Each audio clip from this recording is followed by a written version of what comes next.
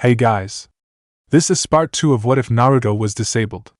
Hit like and subscribe if you like this one, and also please check the author in the description. Let's start.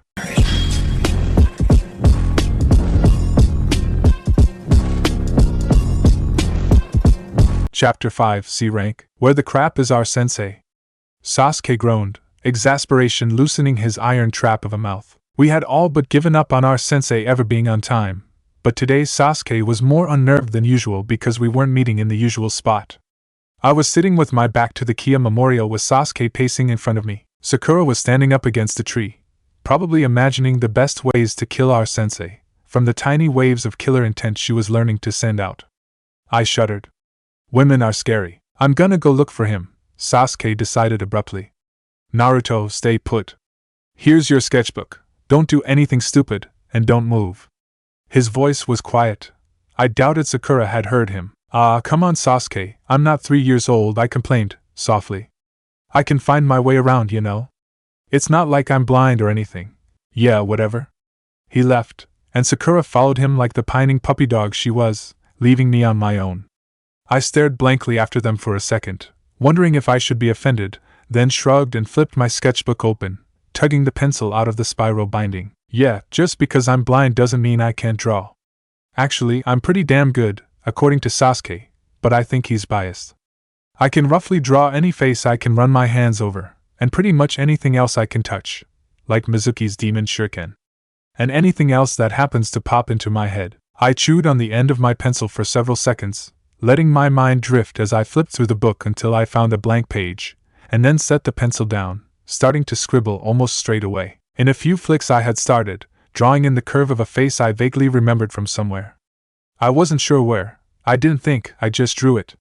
I only managed to finish the outline before I remembered another face and immediately sketched it beside the first, then going back to the eyes of the first one. It's not as hard as you'd think to draw blind, especially if you're me. My fingers are sensitive enough to tell where the pencil marks are on the paper. The pencil changes how the paper felt, raising the paper's texture slightly, and making it feel slightly slippery. I just totally finished both of the first heads when a third one started out before I even realized what I was doing, and I pulled my pencil off the paper with a sigh.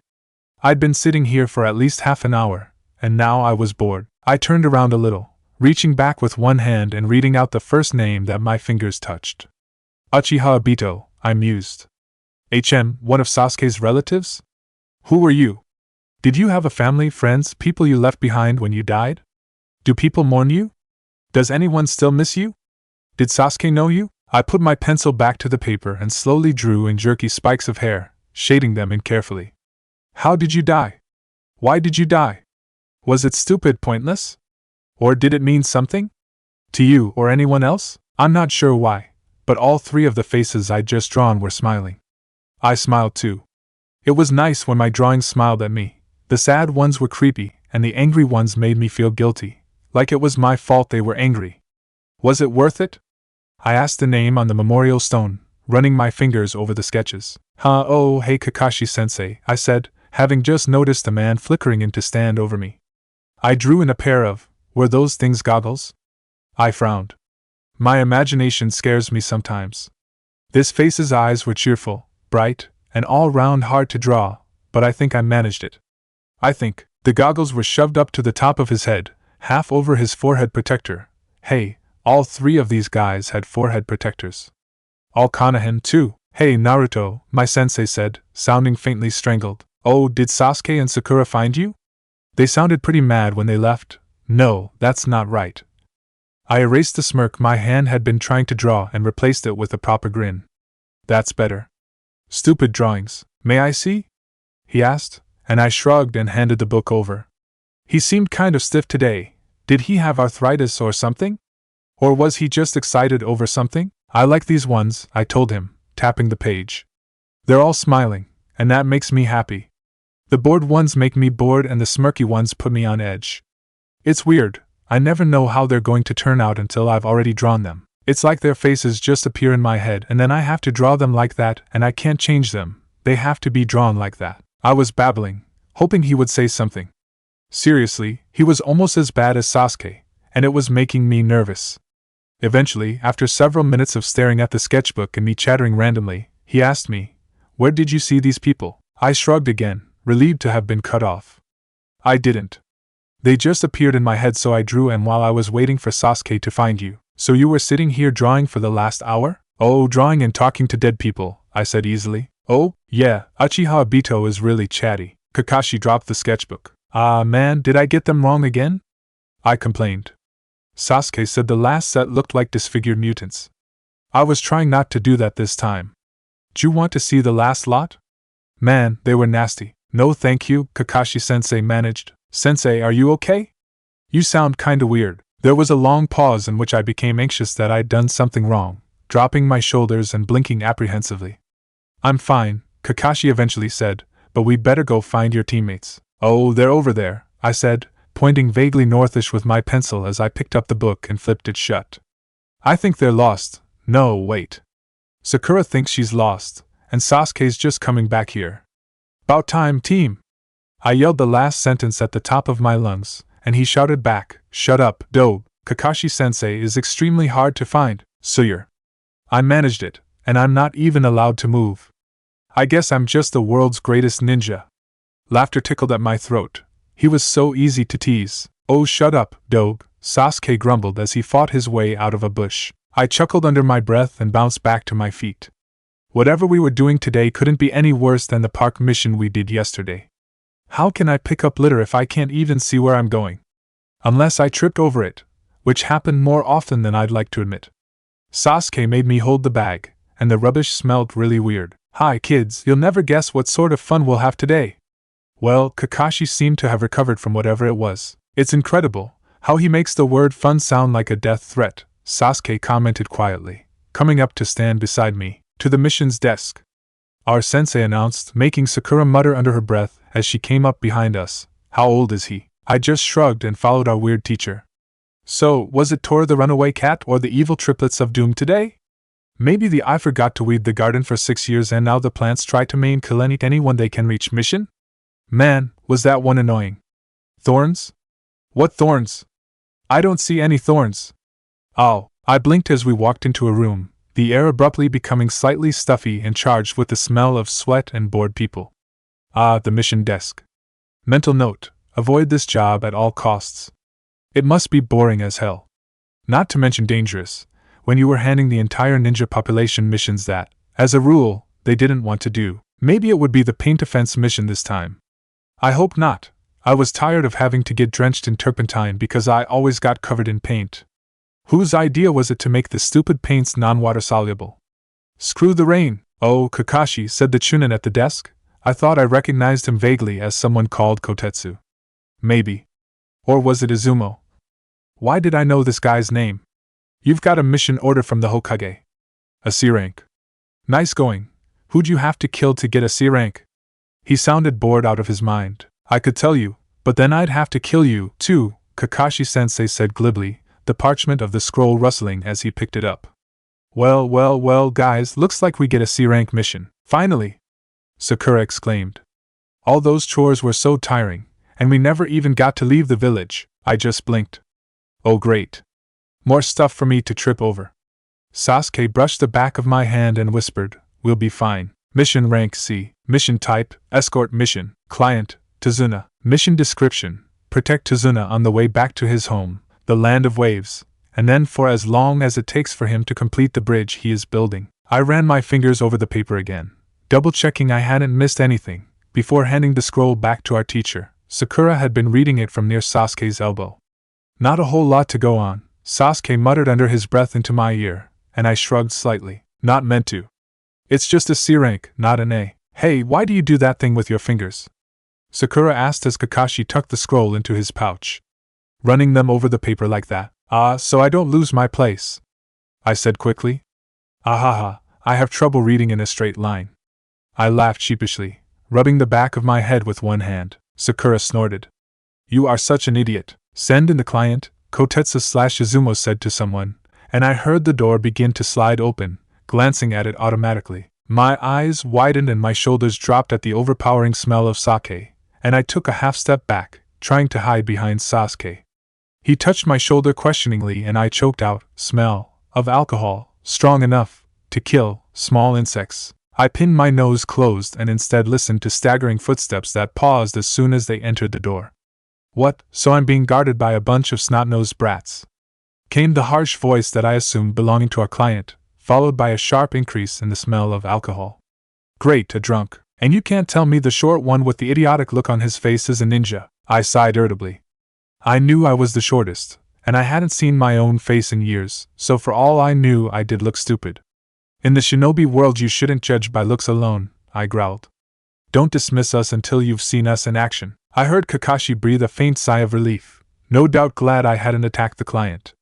The bridge builder just snorted, unimpressed, although I could sense the Chunin, Izumo, or was it Kotetsu, mentally raising an eyebrow. I sighed again, a little more quietly, and asked Kakashi-sensei, when are we leaving, and how long is this mission going to take? Kakashi drawled. This mission should take us about a week, so make sure you take enough supplies. We'll leave from the main gate of Konoha at, say, midday today.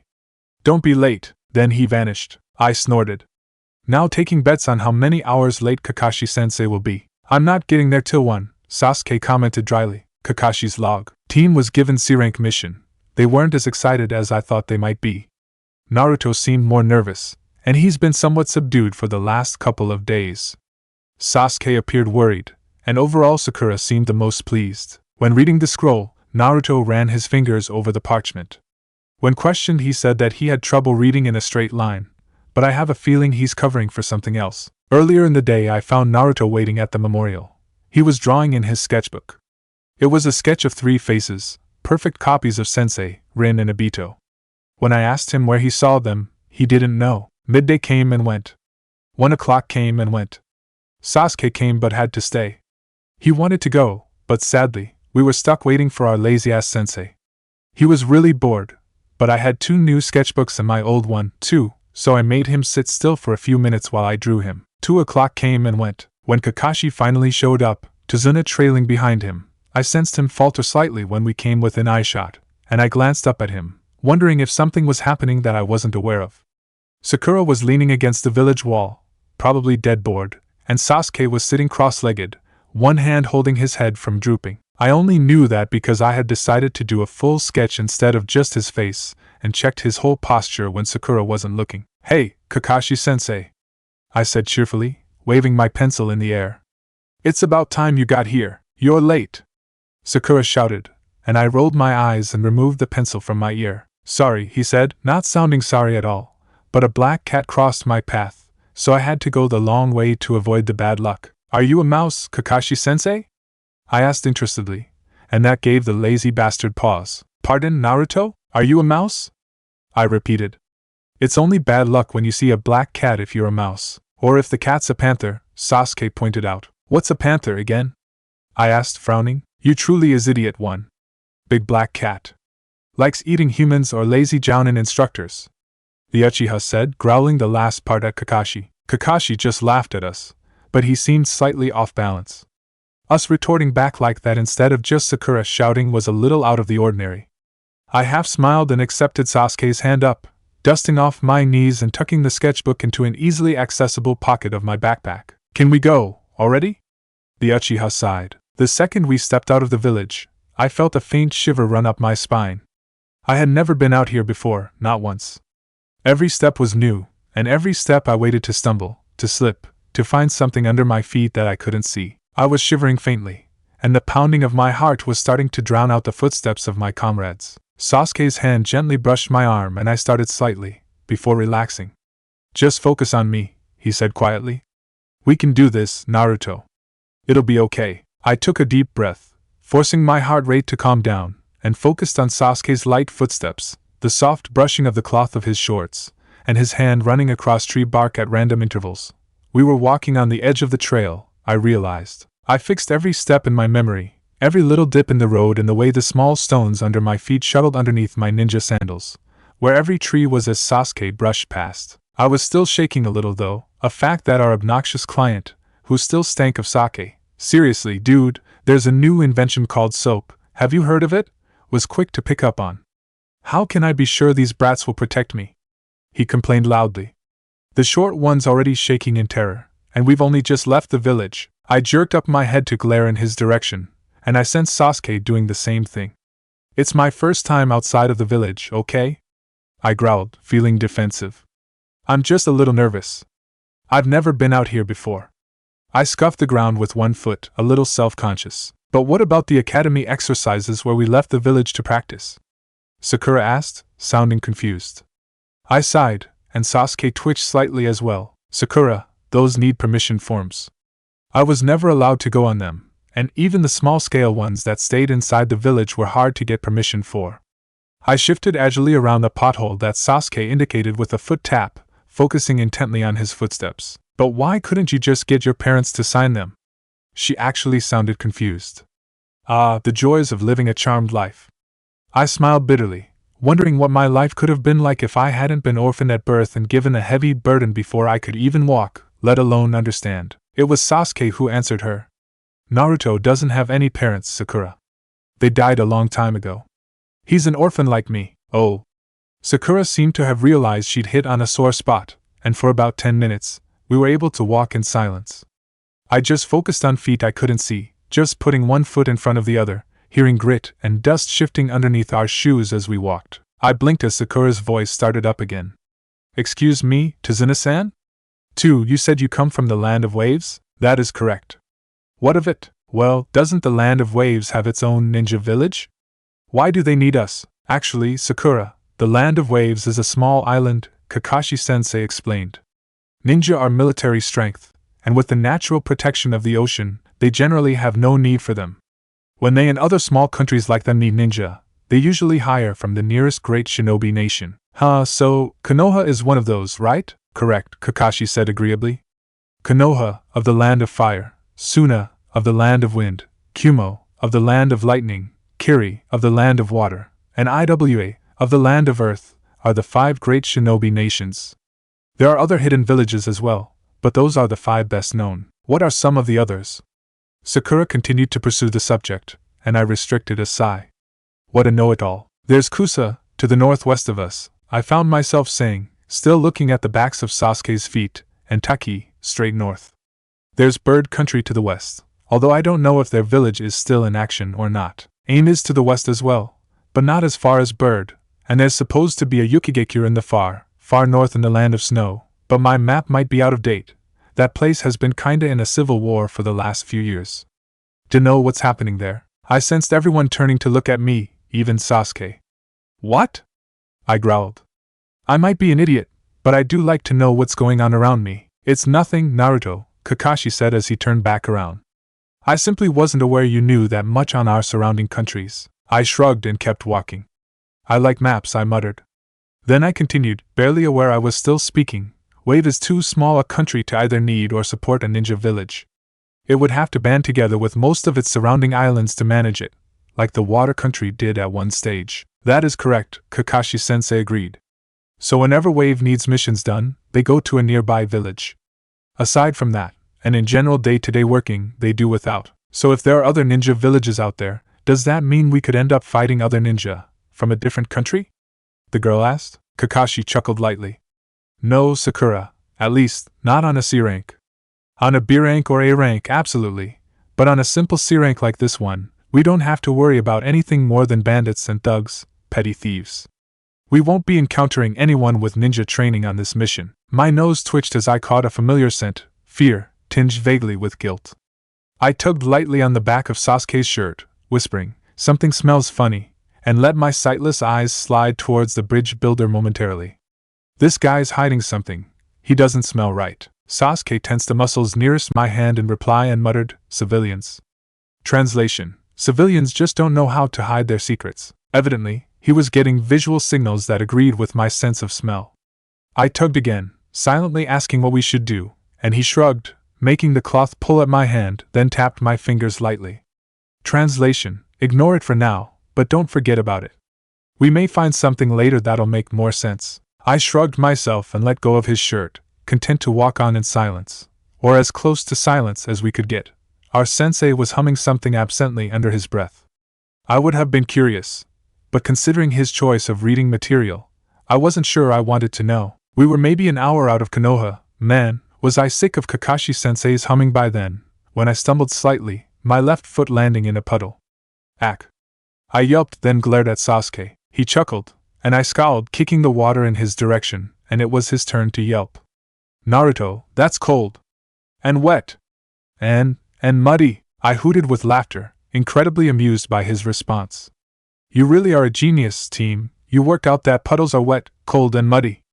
I splashed him again and frowned a little, asking, feel that? And this time, I wasn't talking about the temperature. Can you sense the chakra? Chakra in water, what could it mean, Naruto? How could I not? Sasuke yelled, skipping away, but he landed ready for combat, a tapping in his feet letting me know his recognition. Yes, I sense it. What can handle a little water? I teased as I leaped out of the puddle of chakra and trotted back towards the group, Kakashi-sensei ending up behind me, my heart beginning to race. Are you ready for this, Che? As if, dope. I can handle it fine. Sasuke scoffed. Bring it on. I felt the flare of chakra and started turning almost straight away, hearing at least two bodies springing into the air into attack stances. Kakashi-sensei suddenly yelped, and there was a horrible sound of something being shredded through sheer force, and a quick flicker of chakra that felt like a kawarimi. Sakura screamed, and Sasuke flinched. I frowned, barely hearing one of the two foes' whispers of one down, and computing it to mean Kakashi-sensei was out of action. Then they were moving again, two vague flickers on the edge of my consciousness outlined by blurs of chakra and sound. A weapon, was it wire? No, too bulky for that. Whistling between them, and I drew two kunai, my heart pounding and adrenaline rushing as I frantically tried to track the pair. My ears were too slow, they were so fast. I flinched back from the clanking of, was that chain, and held my weapons in the only plausible block. I couldn't see the weapon, I couldn't see its target, all I could do was hope. Then there was a clash and a cracking shink, and I heard a shuriken bury itself into a nearby tree, closely followed by a kunai, and as the clank of metal on metal followed, plus an abrupt halting to the two shadows' movements, my mind raced to catch up. Wire, chain, tied together, wrap, razor sharp, pinned, kunai, Sasuke, 2, Kakashi, chain, 2, linked. There was a snap as the chain was unhooked from our adversaries, and I let out a yelp and dodged a blow I had only just sensed in time, feeling metal blades tug briefly at my hair before cutting straight through the strands. I sprang back, trying to block the oncoming blow with my kunai, getting a scratch on the back of my hand for the attempt, and as the pain jolted me my concentration dropped. Suddenly, all I could hear was my heartbeat, blood rushing past my ears, adrenaline pounding, my breath impossibly loud and harsh. I could feel my heartbeat in every inch of skin, pulsing with fear and excitement, and was completely lost in an instant. I couldn't hear Sasuke, I couldn't hear Kakashi, I couldn't hear my opponent swing. Everything was gone, I was trapped in a dark void, there was nothing here, I was trapped, there was nothing. I wheezed as a foot, a fist, a knife pressure, nothing, everything pain force I hadn't known was coming slammed me just below the ribcage, forcing all of the air out of my lungs and sending me flying. My back connected with the rough bark of a tree and the sheer force snapped my head back, cracking it against the trunk with a painful smack. I couldn't do anything more than let my body crumple forwards, barely dragging a knee up in time to stop me doing a face plant into the dirt, and as I vaguely sensed my opponent rushing me, I waited until the last second, before letting myself collapse sideways in a desperate attempt to dodge him. Crumpled in the dust, I barely comprehended Kakashi-sensei throwing his already captive foe at mine, knocking them both over, and then grabbing the pair of them. The danger over, Sasuke was at my side in an instant, gently brushing his fingers across my arms and face, asking near frantically, Naruto, are you okay? You didn't get knocked out, did you? Or were you cut? Are you okay? Come on, speak to me. Mock, I mumbled weakly, but my head is killing me. Wah. I didn't need to expand on the blurry half-question, as my best friend whispered rapidly, so that no one but me could hear him. 2 attackers ripped Kakashi-sensei apart with a chain weapon at the start, then headed for you. You were trying to block them, but you were positioned wrong. I pinned the chain to a tree, the 2 of them undid it, and while one attacked you the other went straight for the client. Sakura and I distracted him, then Kakashi turned up again. I think he used a kawarimi, and grabbed him, bowled your guy over with him, and now he's interrogating them. I nodded, then put up my hand, letting Sasuke pull me to my feet. So, the demon brothers Allah missed, huh? Our sensei said, and I turned my head towards his voice instinctively. Why would you 2 low-life chunin be attacking a genin team, HM? Surely you're not stupid enough to pick a fight with a jounin? Sasuke and I walked over, stopping a healthy distance from our sensei and his captives. Naruto, I'm sorry for not intervening sooner. I didn't mean for you to get hurt. But I wasn't expecting you to freeze up like that. Ouch, I said sarcastically, even though that had actually stung. My head was rapidly clearing as I healed up, and thinking was no longer a painful chore. This is my first actual combat, sensei. Give me a break. What about our bell test? The Jounin reminded me, prodding at one of the two demon brothers. That doesn't count, Sasuke piped up, unexpectedly in Kakashi's slight twitch of the foot, scraping the ground. Yeah, I agreed firmly. You wouldn't actually try to kill us. No matter what you say, Kakashi-sensei, you're too lazy, and I'll bet there's too much paperwork involved. I derived no small amount of sadistic pleasure in the unmistakable shudder that elicited, and Sasuke's fingers touched my bicep lightly, letting me know that he was amused as well. Naruto, you're bleeding! Sakura yelped slightly. Huh! Well, fancy that. I touched my fingers to the gash on the back of my hand. I'm bleeding. How odd. Note the sarcasm. Naruto, you are aware that these Chunin like to coat their weapons in poisons. Kakashi-sensei told me. We're going to have to get that treated, and soon. Che, I grumbled. All this fuss over one cut. I considered briefly, then sighed and slashed it open with the kunai I still had in my palm, rolling my eyes at the girls' and the civilians' yelps. It didn't hurt that much. It had missed all the major nerve clusters. There, it can bleed out now. Can we get a move on? Sasuke silently passed me a bandage. In a minute, Kakashi said, sounding very much like a parent attempting to shoo off their children so they could do something useful for a change. One of his two captives was now speaking, and I listened vaguely while wrapping gauze around my hand. Seriously, it wasn't that bad. Fuzzball would deal with it in about 10 minutes flat. I probably wouldn't even notice the poison. How did you read our movements? Kakashi-sensei snorted. Please. In a dry area, where it hasn't rained for weeks, there isn't going to be a puddle. Naruto stepped in it. It's not like it was difficult to notice. I grinned sheepishly. They were hiding in the puddle, I think, Sasuke breathed into my ear. Explains the chakra saturation. I nodded slightly. If you knew they were there, then why let yourself get killed and let the brats fight? Tizuna groused. I wanted to know if they had finally gone off the deep end and attacked Konoha Ninja, or if they were after you, Kakashi-sensei explained, his voice all too cheerful. Which, Tizuna-san, they were? One of them went straight for you, and so did the other, although he had to get through Naruto first. But it stands to obvious reason that you were their target. And we didn't know that there were shinobi after you. Sasuke nodded, his knuckles brushing my shoulder to let me know he was agreeing. This mission just went up in difficulty. It's a B-rank assignment. We're operating outside our mission parameters, Kakashi said flatly. We should go back to Konoha. We were only hired to protect you from thieves, not ninja. I tugged on Sasuke's shirt again. What the crap does parameters mean? I'll explain in a minute, he growled, sounding irritated. Only I heard the amused exasperation in his voice. Of course I wouldn't know what that word meant. We should head back, Sakura agreed quickly. We're not ready for a mission like this, and Naruto's already hurt. We should go back, I scowled. It's not that bad, damn it. And we've already started the mission. We've already said we'll do this. I'm not about to back out now. What kind of ninja would we be if we quit at the first sign of trouble? Sasuke let that vaguely ominous question hang over their heads for a few seconds before saying, he has a point. We handled ourselves well enough against the Chunin, and no one was badly hurt. And even if things get bad, Kakashi's a jounin. He can handle whatever we genin can't. There was a pause of several seconds, Kakashi apparently absorbing our words, before Tizuna spoke up again, filling the air with sake-saturated breath. I covered my nose. I have a confession to make about the mission. It's most likely, yes, rated above a C-rank mission. As it turns out, there's a pretty dangerous guy after my head, and I guess he decided that sending ninja after me was the best course of action. I tugged lightly on Sasuke's shirt. Why would they bother sending ninja after this guy? Sure, he's a grouchy old coot, but that's no reason to kill him. Sasuke tugged back, sharply. Just listen, they're still talking. Who is this dangerous guy who's after you? Kakashi asked, getting to the point in his usual blunt way. Tizuna paused, hesitating, the fierce smell rising and mingling with the sake, before he sighed. You've probably heard of him before. The wealthy shipping magnate, a man named Gato. What? Gato is after you? Kakashi asked, sounding shocked. I frowned.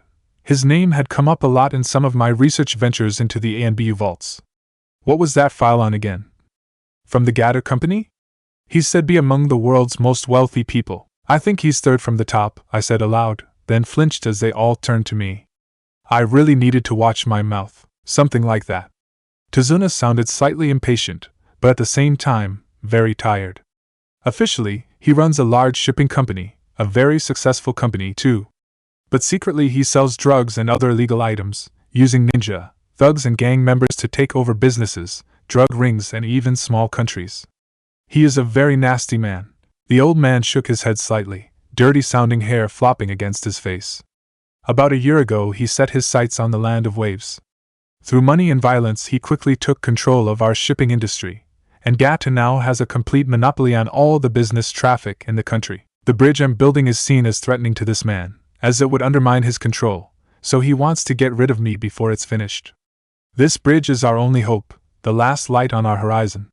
If I die, that light goes out, and Wave's hope is lost forever. So those Kiri missing Nin, they were hired by Gato? Sasuke asked. Kiri? I didn't know these guys were from Mist. I mean, I guess they were, but I wasn't sure.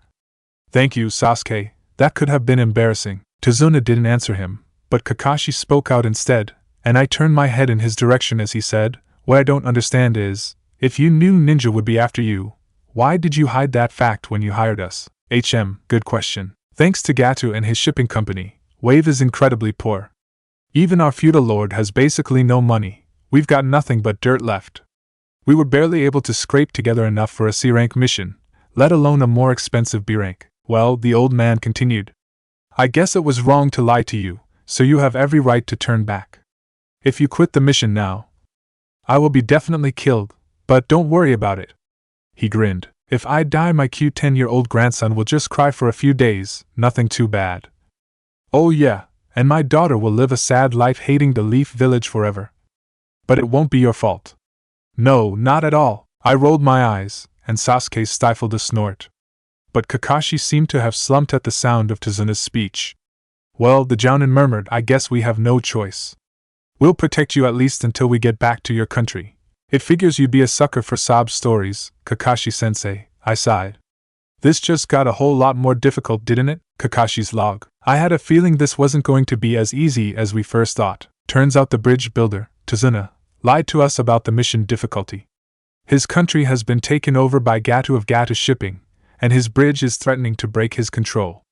Obviously, the man doesn't want that, so we've got ninja attacking us now. First encounter was with two Mist-Chunin, the demon brothers, Mizu and Gozu, I believe their names are. It was Naruto who first noticed the puddle they were using as a genjutsu cover, although I'm not certain if he actually sensed it or was just playing around. Either he nor Sasuke seemed surprised when they got attacked a few seconds later though. The genin handled themselves fairly well in the ensuing fight, although Naruto froze up a little and managed to score himself a cut or two, and a possible mild concussion. Sasuke defended him fairly well against a pair of Kiri Nin, and no one was badly injured. The Nin's target was, obviously, our client, but he was unharmed in the skirmish. Naruto was the only one who was hurt at all. In spite of the obvious trouble this would be, both of the boys refused to turn back when told the mission was out of their expertise, even Naruto, who had been acting incredibly nervy since the start of the mission.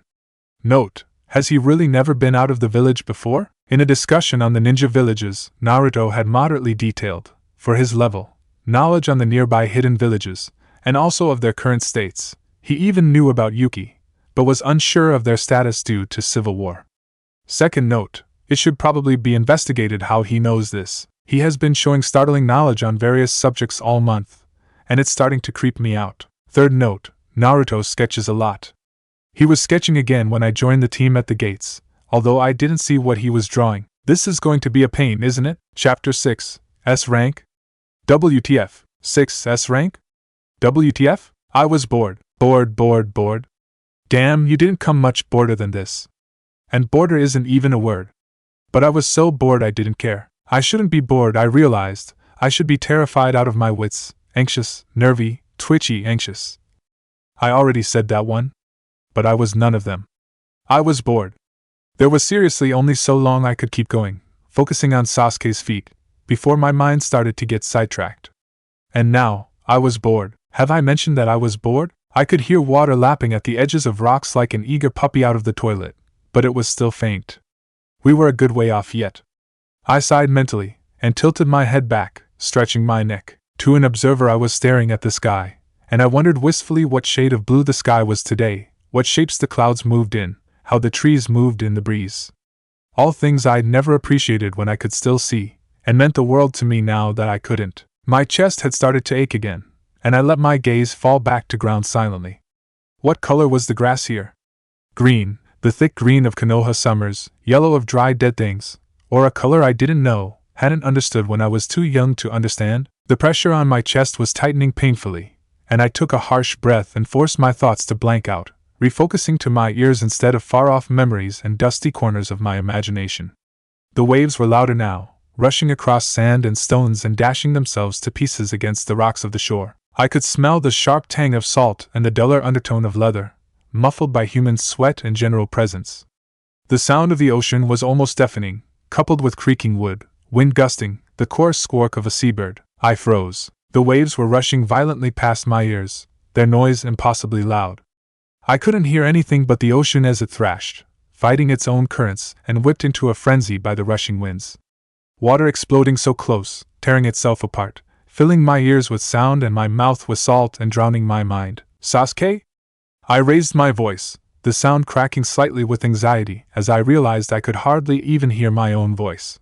Sasuke, a hand brushed my arm, but I didn't jerk with surprise, relaxing at the touch.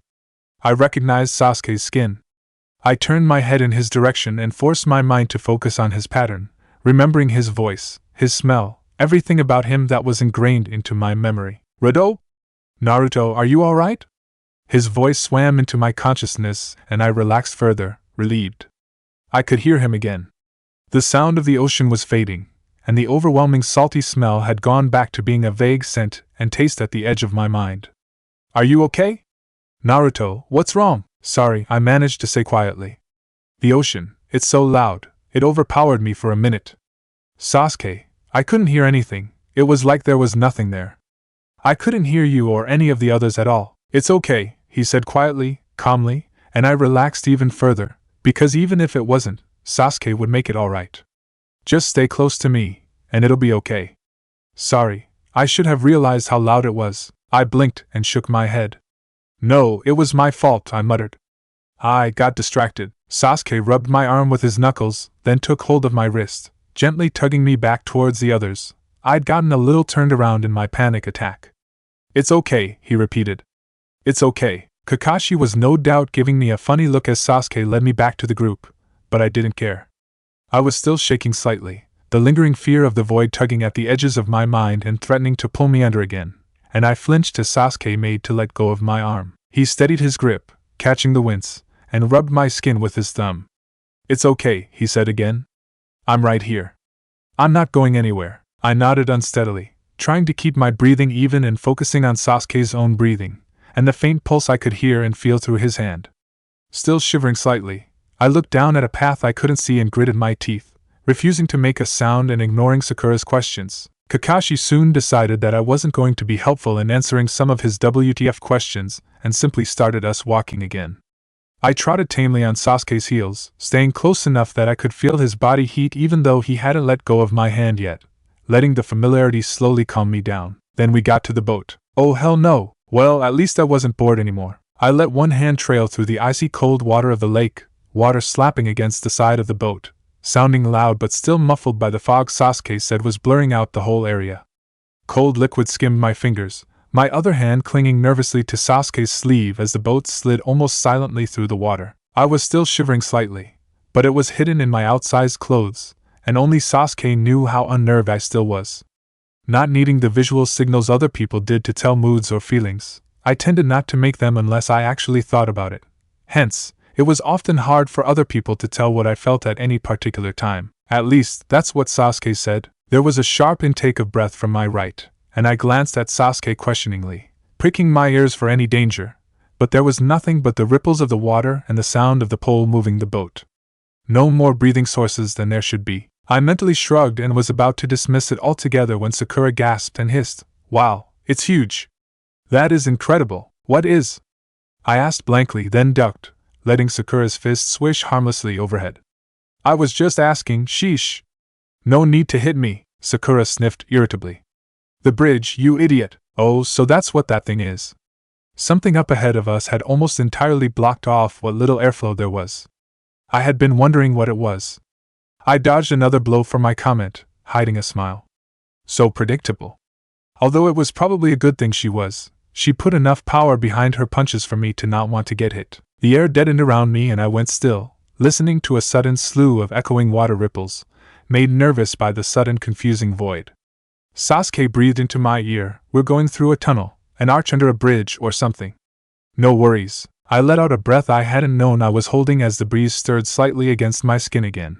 30 blank seconds later, and the echoes vanished as the tunnel opened out onto open water. Wood tapped wood as the prow of the boat bumped against the wooden jetty, and I heard our oarsman say quietly, "This is it for me. I'm not risking Gata's wrath any more than I already have." "Good luck, Tazuna." Sasuke stood up carefully, putting his feet firmly on the jetty and making the wood clatter slightly under his sandals. I followed immediately, not letting go of his sleeve, and was unspeakably relieved to feel wood under my feet and not empty air or freezing water. I felt a little nauseous, to my confusion. Had I upset myself enough to make myself ill?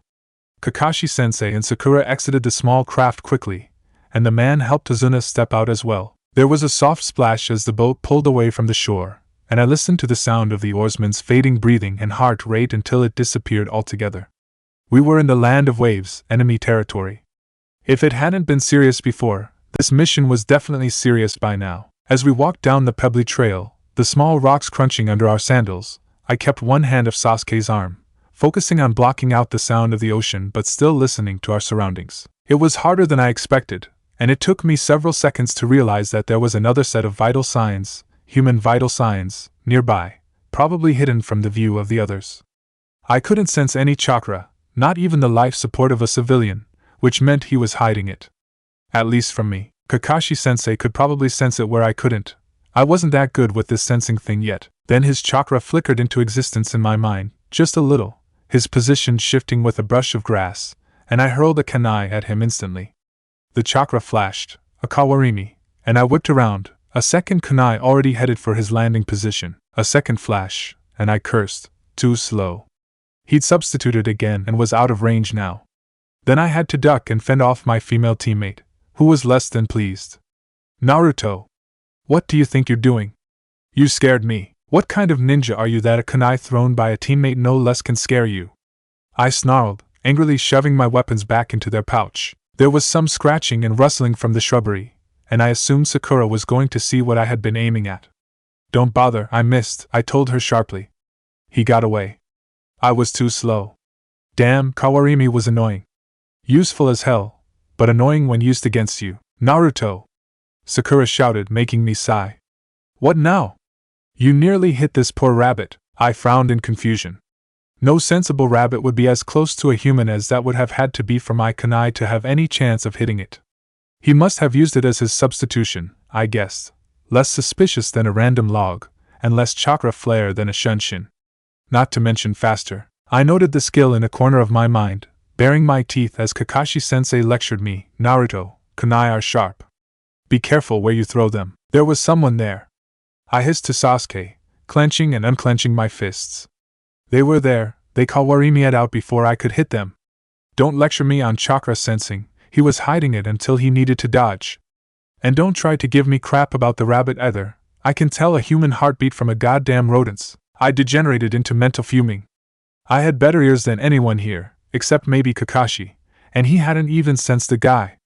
But no one would care about a mere genin's opinion, let alone the dead last's. "I believe you," Sasuke said quietly, interrupting my mental ranting. I blinked, then relaxed slightly. It always made me feel better, every time I was reminded that I wasn't actually alone, that there was someone on my side. Every time I was reminded of reality. Any clues on identity? I shook my head slightly, my lips pursing in frustration. Sorry. The shreds of chakra I got weren't familiar, and not enough for a proper scan.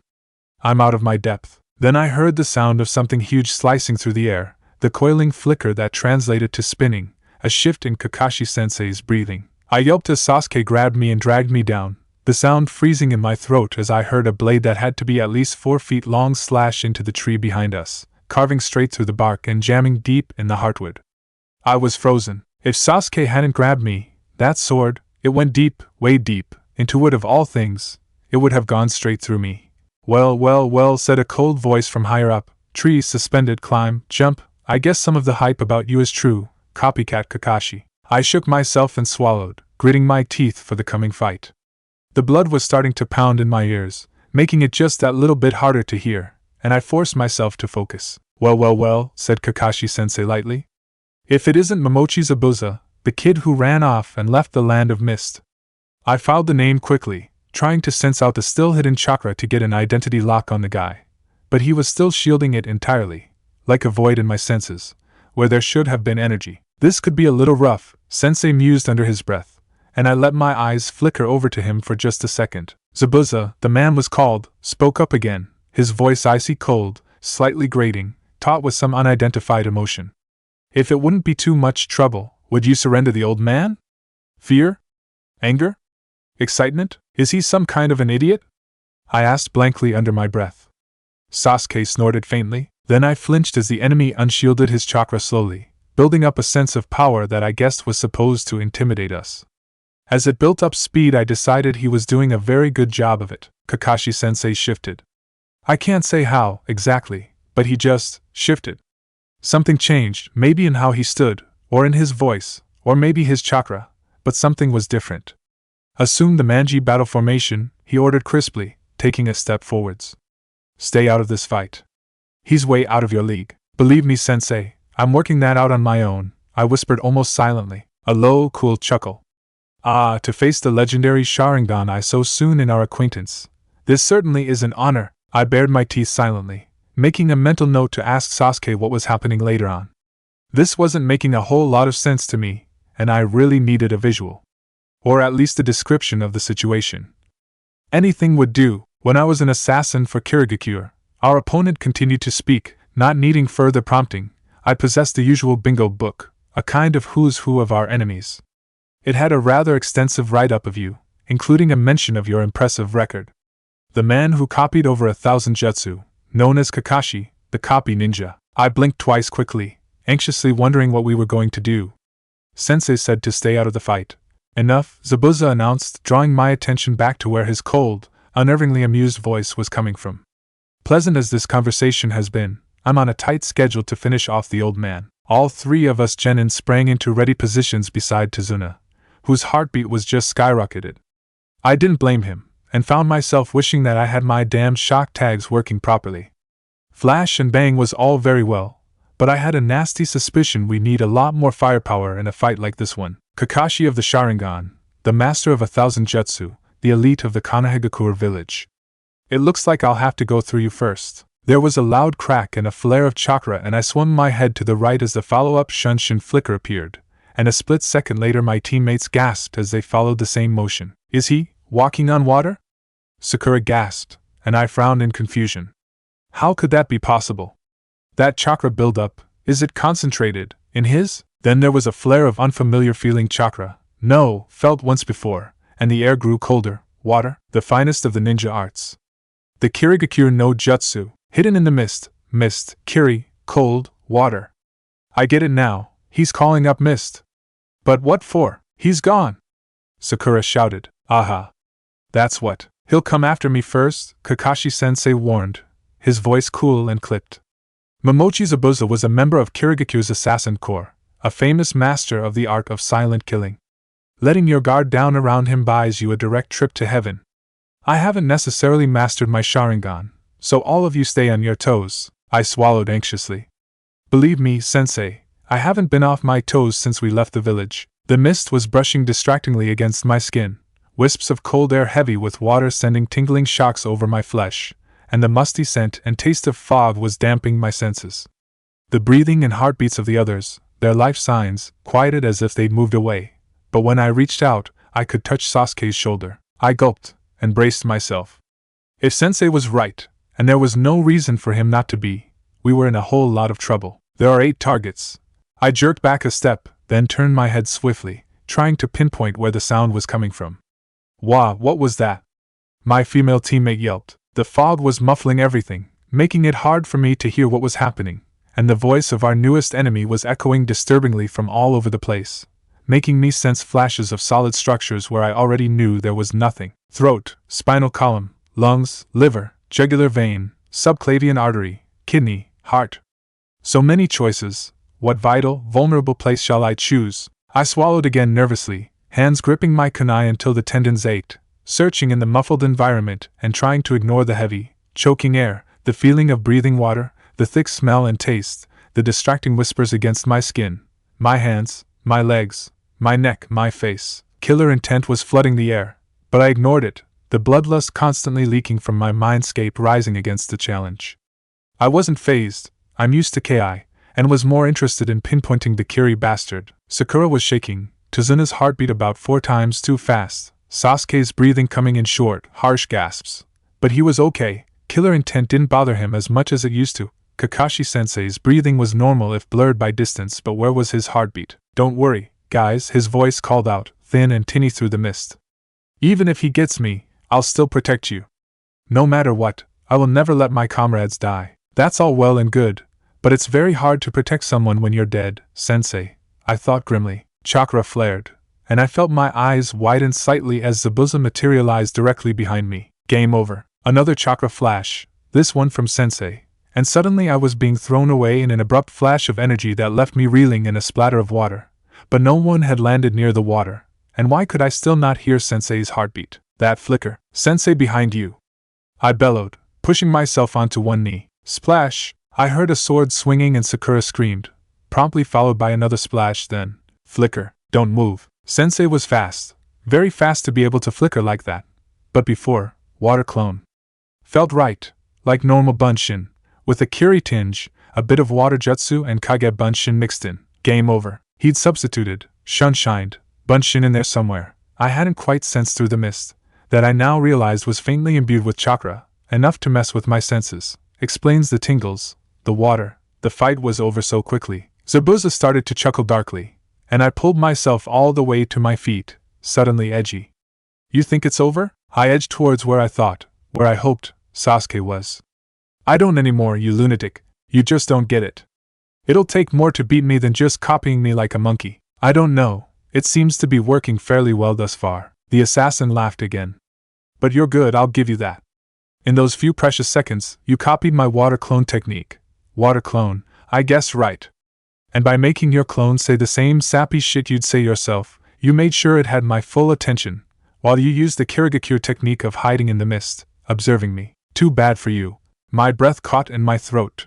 Another chakra flicker. I am not that easy to fool. I heard the keen whistle of Zabuza's massive blade cutting the air, a brushing swish as it missed Kaka-sensei by a millimeter, a crack, a clattering crunch, then a heavy thump, and sensei was moving, fast. And as my mind rapidly connected the violent sequence, I knew it wasn't under his own volition. There was a loud, painful splash, and my head jerked automatically in its direction, noting Zabuza's disdainful snort with some anxiety. I couldn't hear sensei's breathing. Was it the distance? Was he still underwater, knocked out, drowning? A splash, and an audible gasp. He'd broken the surface, and I flinched as Zabuza flickered away, to stand over Kakashi-sensei. This just got very bad. Gullible fool. Suiton, Suiro no Jutsu. A massive rippling splash made me scowl furiously, both nervous of the watery sound and of the fact that I couldn't see what was going on. Zabuza laughed, the sound sending chills down my spine as I stared anxiously in the adult's direction, wondering what the hell was going on. This prison is inescapable. You're trapped. Shit, you running around makes it difficult for me to do what I'm paid for, Zabuza said flippantly, talking more to Kakashi-sensei than us, I think. I'll finish you later, after I've dealt with the others. I swallowed and went stiff, resisting any and all instinct to panic. Sakura was shaking slightly and Sasuke was tense. Our client behind us was trembling like a leaf. Che. Civilians. Zabuza's chakra flickered slightly, the essence that I was starting to recognize as a water clone jutsu attracting my attention with a rushing of water. The Kirinin, he is Kiri, right? Started to speak again, or at least it was his voice, but it was the water clone talking. Little ninja wannabes, trying so hard, even wearing a leaf Hittite. But a true ninja is one who has crossed and recrossed the barrier between the lands of the living and the dead. I frowned slightly. What did that mean exactly? That a ninja was the deliverer of souls to the death god? I'd heard that before, but this didn't seem to quite fit it. More like, a ninja had to brave danger and stand on death's doorstep to have true strength. Low, growling laughter rang in my mind, and I wondered grimly where that would leave me. A headband doesn't make you a ninja. You need skills good enough to rate a listing in my bingo book before you deserve to be called a ninja. We don't call your kind ninja. We call them. He flickered out and I yelped, swinging up my arms to block and almost not getting there in time as chakra flared panically through my coils. The clone's foot slammed powerfully against my forearms and I was flung backwards with the force, rolling over and over dizzyingly through the dust, my headband clattering on the floor nearby, one end wrapped loosely around my wrist. Brats. My teammates were shouting surprise fear, loud sharp fear as I scrambled to my feet, gasping for the air that had been forced out of my lungs. This was very bad. I let my eyes flicker uselessly over the battlefield as my mind put all the broken pieces together. Sensei captured. Zabuza, the boiling chakra in my senses, edged with nothingness. Mizu Bunshin, a glint of fluid chakra, the curve of the lake lapping the shore. My teammates, the civilian, Sasuke. A slow smile worked its way onto my face as I tied my hatayate firmly around my head again. If we could get this to work, if I wasn't overestimating my skill, we would survive this. Sasuke, I spoke up, palming a couple of sheets of paper. I think I've got something. I quickly muttered an abbreviated explanation and slipped him the bundle, already beginning to shift and move surreptitiously to the side, inhaling slowly and focusing. Guys, what are you doing? Kakashi-sensei shouted, his words slightly muffled. Like he was underwater? This was over as soon as I got caught. Get Tazuna out of here. You three can't face up to Zabuza. Theoretically, 3 genin can take down a jounin, Sasuke said determinedly. There was a clank kunai and a rustle of dirt as he shifted his heels for better grip, getting ready. You don't understand. Kakashi thundered, and I fought not to jerk and attract attention. Slow, steady and natural, drawing myself inward. I was a part of the shifting wind, fading from existence. Zabuza is a Kiri ninja.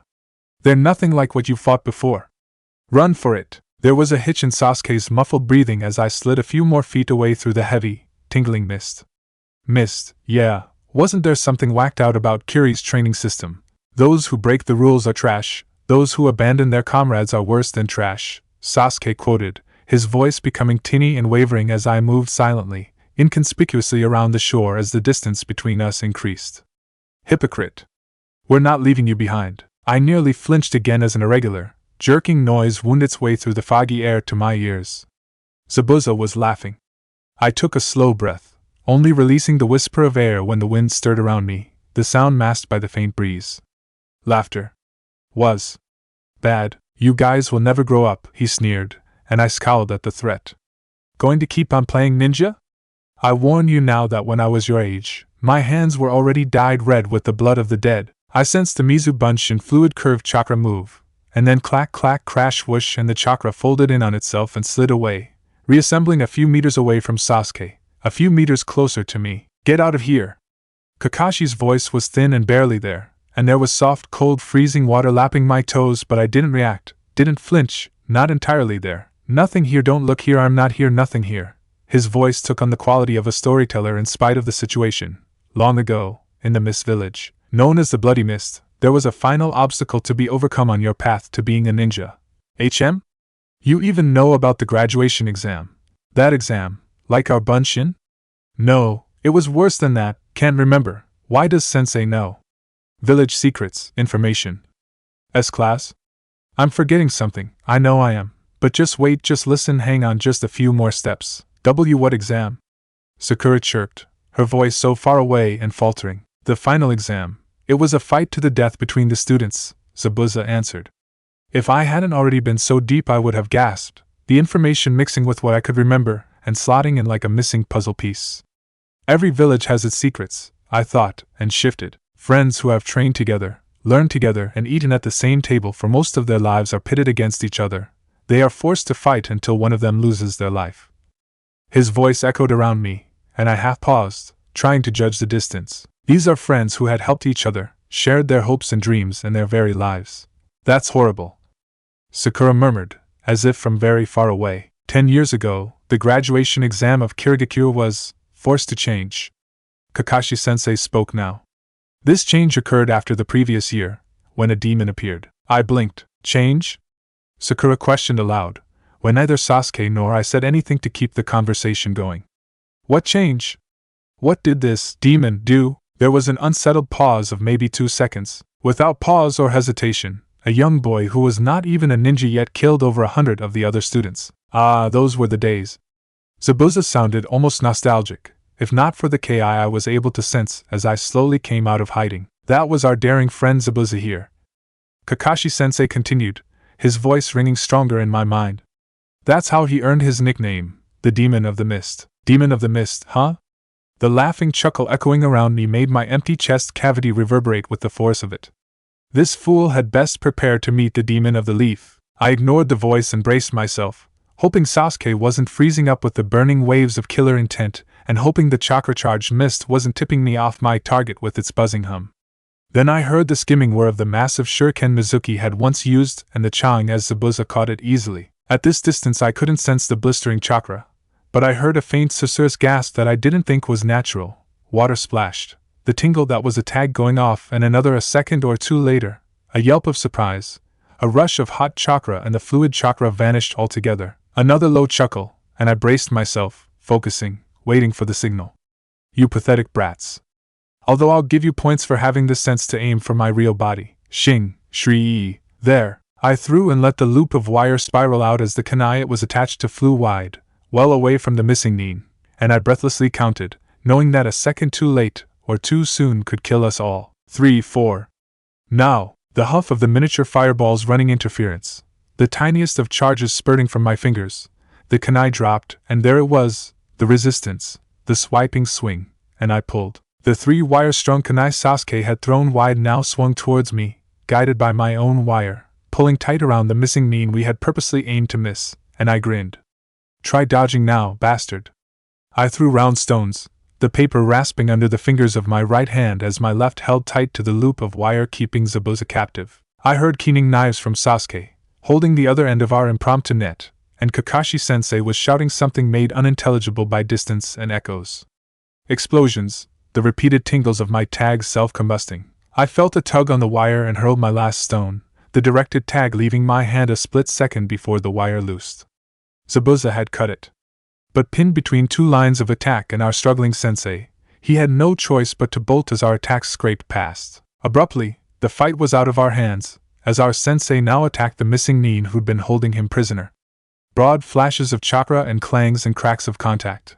A swirl as they stopped and the chakra moved. They were talking, but I was too far away, and I began to shift again, moving back towards my teammates in case I was needed. Shouting, rushing, a single whisper of something, the void vanished. I blinked and jerked, startled, sensing Sasuke's rough heartbeat a few meters from me as the chakra-infused fog quieted slightly. The void that had been our enemy was gone. There had been a tiny flare of chakra, but nothing. I didn't even sense the low chakra you'd expect, of someone dying or whatever, but I've never sensed that before, so I'm not the best person to be asking. Then, just like that, another vague void flared into existence near Sensei. I choked on a cry of shock, and Sasuke stiffened beside me, but then he relaxed, and I automatically quieted, trying to follow what was happening with senses still scrambled from the shifts. Time seemed to stretch and warp, and I shook myself a few times, trying to clear my senses and hear what was going on through the blurriness of my adrenaline rush. Rado? Huh! I shook my head again, blinking rapidly as if it would disperse the mist that had fallen over my mind. Naruto, you okay? Sasuke was saying. Why yeah, I'm fine. I shook my head sharply, sending a tremor of pain through my neck, and everything snapped back into focus, time no longer distorting around me, and there were no chakra voids, just my team and the civilian and sensei. Although the weight of his chakra was still shifting, my senses must be unreliable, still shaken up. Thump. I blinked, my head tilted to where I was reasonably sure Sensei had just collapsed on the ground, his life signs feeling a little bit out, but definitely present. Sensei! Sakura gasped, her voice startling in its clarity. It's just chakra exhaustion, I think, Sasuke said, his chakra shifting and compressing ever so slightly as he knelt to check Kakashi-sensei's pulse. I think he just wore himself out. What was with that, the Mist Ninja? Sakura asked. A hunter Nin, Sensei said. Another ninja. The second void, it must have been, Zabuza, missing Nin, hunter Nin, Kiri must have been after him, caught up, we had some help. Aloud I said absently, hunter Nin, they're a subsect of ANBU, aren't they? As I bobbed down beside my down teacher. Yeah, my friend was quick to confirm. Mist are the best known, but Konoha's got a division or two. Hey! Tazuna-san! How far have we got to go? I vaguely sensed the civilian startle. We need to rest. Sensei's not looking too good right now. Not far now. I heard the cracked voice of the old bridge builder ring out, far clearer than it should have been, and I realized abruptly that all of the chakra tingles of the mist had dissipated. Good. Naruto, can you give me a hand to carry this idiot? I nodded reactively, taking the weight that was leaned on me carefully and shaking my head again, trying to get rid of the soft growling at the back of my mind. Man, that was annoying. Why does this keep happening? A long while later, I was going over everything I remembered about the fight, trying to piece together a rather broken series of events. Getting dragged out of my shift like I had stuffed up my senses for far too long, making me uncertain of exactly what had been going on at the tail end of the fight. Had we even won? I mean, we were alive, but still. Sitting upright with my back against one wall of the room our team had been given, I waited until Sakura's breathing settled peacefully, indicating sleep, keeping a touch of my attention on Sensei warily in case he decided to wake up earlier than the Uchiha had guessed, before interrogating Sasuke. Okay, Sasuke, spill it, what happened today? I need everything. The mist screwed up my perception something bad. Did we win the fight? He snorted and I rolled my eyes. Shut up, did we win? Yeah, you remember the Hunter Nin? I frowned. Only vaguely. I'm guessing we got help from one of Kiri's tracker ninja? That would definitely explain why we're alive. Okay, so Zabuza was babbling about the Sharingan at one point. That's your clan's Dijutsu, right? Sasuke grunted, with a tone that indicated an affirmative. Kakashi-sensei is apparently known in the bingo books as Kakashi of the Sharingan or Copycat Kakashi, but you picked all that up already. I nodded swiftly. He seemed to want confirmation. Okay, at the start of the fight, Sensei pulled up his Hitaiite, and his left eye was a Sharingan eye, a high level, too, if I remember right. My eyebrows went up a little and I felt my mouth quirking slightly. Seriously? The Sharingan, that's clan-specific, right? Your clan. Does that mean he's an Uchiha? My mind was whirling and clicking with thoughts, reeling them off almost faster than I could keep track of, and I zeroed in on Sasuke's reply. I don't know. I don't think so, wrong name, Hataka. Why would it only be in one eye but not the other anyway? I blinked, then bit the side of my cheek lightly in thought. Was there a scar or something in or over that eye, or even the other one, to indicate previous injury? Like a cut or something? Yeah, big scar over his left eye. Sasuke sounded vaguely surprised. You think maybe he probably got his original eye slashed out by that injury, I explained, and the Sharingan was donated by someone else, a teammate, a friend, or something. I don't know exactly why that would happen, but, man, I really need to track down Sensei's files. And if his other eye had been hurt, it could have damaged the Sharingan? Sasuke guessed, and I nodded rapidly. Exactly. Either one could have been possible. Ninja life isn't risk-free. Sasuke sighed, a rough gust of air. Speaking of which, should we set up a guard for the night? Maybe we took down Zabuza, but there might be others out there. I nodded grimly. Sounds like a plan. I'll take first watch. I'm not as tired as you are yet. I ignored the faint laughter only I could hear. Hey! Sensei's up, erg. I'm severely wounded, Naruto. Do you really feel the need to shout at me? I beamed, thrilled that our main source of information/security/protection was awake at last. I'm not shouting at you, Sensei, I'm shouting for you. Guys. He's awake, I feel hungover. Kakashi-sensei mumbled, almost silently. Well, that's what you get for using up all your chakra, I informed him cheerfully, hearing Sasuke's faint footsteps tapping the stairs, 1 2 3 4 5 skip automatically skipping the creaky one, as Sakura came up behind him. Sensei! You're awake! Sakura cried as she swung the door open. I wondered if I should be offended at her lack of trust in my observational skills, but decided it wasn't worth the effort. I was so worried. I mean, chakra exhaustion's really serious. If that Hunter Nin hadn't come along, we might not have made it. There was a pregnant, unexpected pause, and our teacher's mood seemed to darken as he shifted to sit up, a significant change in the air that made me look at him anxiously. Kakashi-sensei?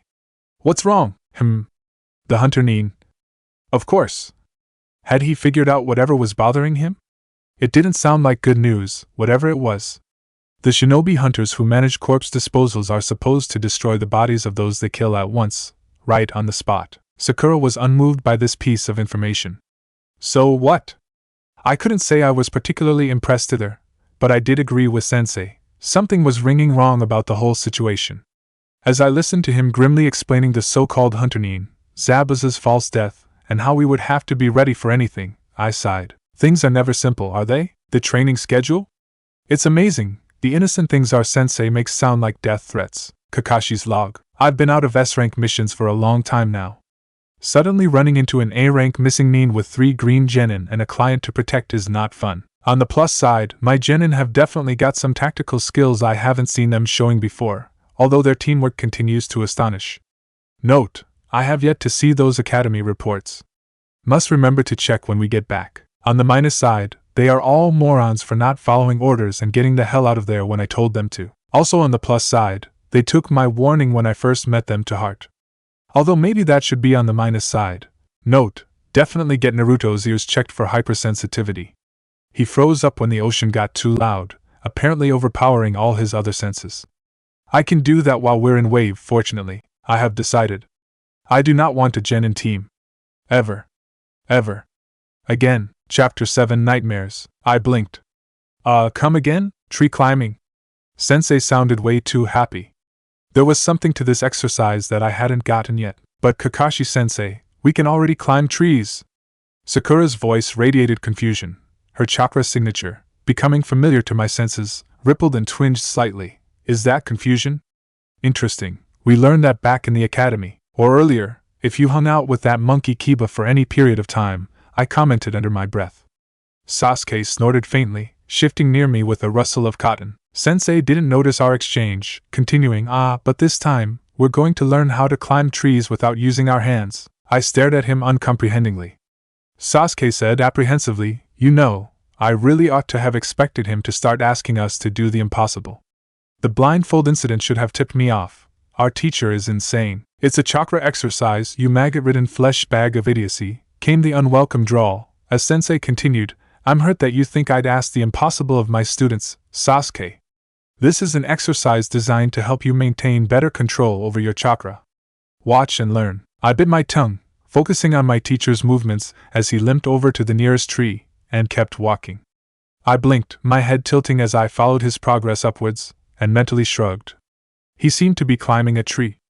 Man, if I could see what was going on, this would make so much more sense. Sakura made a choked noise and Sasuke shifted again, and now I knew I was missing something. I raised one eyebrow and let my mouth fall slightly open, mimicking a perplexed expression as I mumbled out the corner of my mouth to Sasuke, "What the hell?" The Uchiha didn't have a chance to answer straight away, as Sensei clarified his earlier explanation with, "See? We're going to climb trees, without using our hands." I blinked, and suddenly my expression was real. The hell? Didn't he say that before? This is basically it, in a nutshell, Sensei admitted from where he was, Sasuke describing it to me in an undertone, hanging upside down from a tree branch, now sounding bored. Focus as much chakra as you can in the soles of your feet, and use that power to cling to the trunk. When you have full control over your chakra, there's almost nothing you can't do. But Kakashi-sensei, how will learning to climb trees this way make us any stronger? Sakura asked. Her voice, loud and sharp, made me flinch. Our teacher sighed. I'm getting to that, listen and learn. The point of it all, the goal, is greater control over your chakra. A lot of the chakra you draw for jutsu is wasted, and you tire yourself out more quickly. This exercise will teach you better control so that you only use what you need for your techniques, and maximize the effectiveness of what you do use. Of course, this is made more difficult by the fact that the sole of your foot is one of the hardest places in the body to accurately focus your chakra. If you can master the chakra flow in your feet, you will be able to focus it anywhere. In theory anyway. The last part was muttered very low, so I probably wasn't meant to hear it, but I rolled my eyes anyway. Of course, Sensei. Because theory always works exactly as it should in practice and battle plans never randomly go wrong. So, chink chink clink, Sensei sounded gleefully cheerful. The best way to learn is by doing. The sheer whisper of split air. I took a step back and a kunai buried itself in the dirt near my feet. I'm not expecting you guys to make it all the way up the tree first time, so use these kunai to mark how high you get each time to remind yourself. A running start will probably give you enough momentum for a good first attempt.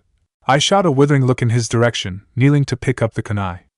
Yeah, running headfirst at a tree sounds intelligent, Sasuke grumbled. Kakashi's clothes rustled, and there were twin thunks as he landed squarely on his crutches as he jumped down from his tree. Suit yourselves. I glanced at him as he started to move, the crutches making his steps uneven, and yelped as I smacked into a tree. Oh, damn it, Dobe, watch where you're walking, Sasuke growled, and I hid the quirk at the edge of my mouth in a sneer. Shut the hell up, team. Within 3 minutes I lost count of how many times I hit the ground. The first attempt was nothing short of disastrous. Too much chakra sending me skidding backwards before I could even get both feet off the ground. Several tries later, I managed to get the right amount of chakra to stick, only to discover my usual problem was interfering. My chakra's overactive tendency to waver, flare, and otherwise excitedly escape my control. Ow! A couple of steps, and my control would slip and send me flying. The repeated falling was enough to almost make me thankful I couldn't get very high. I admitted to myself where I was sprawled in the dirt for the nth time. At least this way I wouldn't break my neck. Idiot. Can't you do anything right? Do you need any help? Yeah, Naruto. You're totally hopeless. Sasuke's hidden concern I could deal with, but Sakura's obvious barbs were stupidly hurtful. I mean, I didn't even care what she thought. Shut up, the both of you, I snarled, dragging myself upright and shaking dirt out of my hair. Okay. Deep breath, and let's try this again. I drew my hands together in the ram seal, first 2 straight left over right, and pulled. Whispering fire boiled up, fizzing eagerly under my skin. Deep breath, and focus it in the feet. My shoes were starting to warm as I closed my eyes and carefully placed my foot on the tree. It stuck fast, and I stepped, and kept walking, not faltering at the 2-step mark as I had been for the past half hour. The flicker of surprise was my undoing. An extra flash of chakra, I wobbled, and slipped, with a yelp realizing that I was probably high enough to hurt myself this time. I slammed the kunai sensei had given me into the bark, and stuck fast. From about 2 meters below my dangling feet, Kakashi sensei asked wonderingly, Naruto, are you afraid of heights? Both hands clinging to the kunai's handle, I peered downwards, trying to get my bearings enough to jump without breaking an ankle. It's not heights I'm afraid of, sensei, it's the ground. Sasuke sighed and thunked to the ground. Hang on, Dobe, I'll come get you. You're pathetic, but I'll come get you anyway. I saved him the trouble by falling out of the tree. 3 days later, I was making little headway with the stupid exercise, and my patience was rapidly waning. I was eyeing the tree disdainfully, trying to get my flickering chakra to quiet down so that I could take another shot at this. But I wasn't yet at the state of exhaustion where that was possible. Naruto, could I talk to you for a minute? I jumped in spite of myself. Why? Sensei had managed to creep up on me. He was damn quiet at the best of times, and I was distracted anyway. Kakashi-sensei? Yes? What's wrong? Something of his clothing shifted. A shrug, a shift of weight? Nothing's wrong, Naruto. I just wanted to try something with you, see if I could figure something out. Okay? I tried uncertainly, confused and edgy. What had I done wrong this time? Okay. I need you to sit down and close your eyes. I shrugged and plunked down on the grass, shutting eyes that didn't work anyway and awaiting further instruction. Tell me what you can hear. Identify it if you can, and describe it if you can't. Biting my lip, I started to listen, opening my mind to the sounds I had been stubbornly ignoring all day long. There's a breeze right now, stirring the trees. Sasuke is practicing tree walking. No, he's falling out of his tree and using language that would get him thrown out of most spars. Ouch, where is he? Kakashi-sensei asked, and I pulled an odd face. How the hell should I know what way I'm facing? He's that way, though, I added, pointing a little to the left. About 30-40 meters away. Not much by way of animal life. Most of it fled the noisy children. Although there's a pair of birds, smallish, probably about the size of a pigeon, maybe 150 meters that way. I pointed behind me. Inari just slammed his bedroom door again, and the breeze is picking up, I think. That funny hissing sound, I think that's the grass. I think that skittering sound about 100 meters that way might be a mouse. Pretty dumb mouse, that's a cat over there, and there's a flight of maybe a dozen birds going over. I glanced up, forgetting that my eyes were closed. Geese, I think. And there's an owl maybe 50 feet from Sasuke that might be thinking about moving. Can you hear the ocean? Sensei, I said patiently, maybe you don't know this, but Wave is an island. That means it's a small landmass that's totally surrounded by water. That means the ocean is everywhere. It's a little faint that way. I might just be getting echoes from there and there, but I know it's about 300 meters that way. Oh, and Tsunami'll call us in for dinner soon. Right on cue, the young woman called, her voice made slightly tinny by distance. It's dinner time. Come and get it. I grinned and bounced to my feet, looking forward to food after wading through an annoying exercise and then dealing with my sensei turning weird on me again. But Kakashi-sensei asked me one last question before I could escape. How did you know she would be calling us in? Uncomfortably, I smiled. I heard her setting the table, I responded, and ran for the house. Kakashi's log. Sakura's control is above average, even for a kunoichi. Possibly look into semi-jutsu or genjutsu training for her in future. Her stamina, however, is atrocious. I had a word to her about dieting, but I don't think it got through. Darn hard-headed genin. I am now remembering why I didn't want to do this in this first place. Sasuke did about as well as predicted and is now improving steadily. However, he doesn't seem to be concentrating as well as he should. He appears to keep half an eye on Naruto most of the time. How long has this gone on for, and why? Needs further investigation. It makes no sense. He usually treats Naruto with utter contempt. He keeps pausing to tell Naruto off for not doing better. Naruto didn't appear to care much, either ignoring him or swearing at him. I may need to discourage this behavior. Based on their temperaments, it could get violent. Naruto is still particularly wary of this exercise, although his lack of aptitude perhaps proves it to be a justified wariness. Note, is he actually afraid of heights? He's been rather jumpy since we left Konoha, and it seems to be getting worse. He snapped at his teammates earlier, although admittedly they were asking for it. He did seem to calm down a little as he practiced, but his chakra control is appalling. He fell and knocked himself out earlier. I also tested his hearing this afternoon, and I was right. He's hypersensitive to, as far as I can tell, all sound. He can hear almost everything within a 300-meter radius, on a relatively calm day, down to plates clanking in an indoor kitchen at least a quarter of a kilometer away and a mouse at several hundred feet. I don't think he knows this is unusual. He kept giving me funny looks while I was testing him. At this level of sensitivity, I wouldn't consider it strange for particular sounds to cause him pain or to be overly distracting, but I haven't noted anything aside from the ocean to cause him to reek. Ink splashed over the page, and I winced, dodging back from the splatter. Oops. Sorry, sensei, I hope that wasn't important, but anyway. Did I pass? Pass? My teacher sounded bemused. Naruto, it's not a test, it's exactly possible to fail. Did I pass? I repeated, tapping my plate. He sighed heavily. Yeah, you pass. Your ears are hypersensitive. Now go away. What test? Sasuke asked, his words slightly jumbled by whatever he had stuffed in his mouth at the time. I blinked at him, absently twirling my chopsticks in my hand and then dropping one of them. Damn.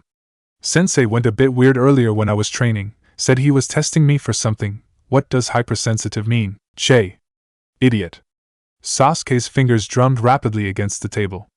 It means your hearing is generally far sharper than normal, and you're overly aware of sounds most of us never pay attention to. Some sounds that are normal to us would be painful to you. I think pitch has something to do with it as well, but I'm not exactly an expert in this area.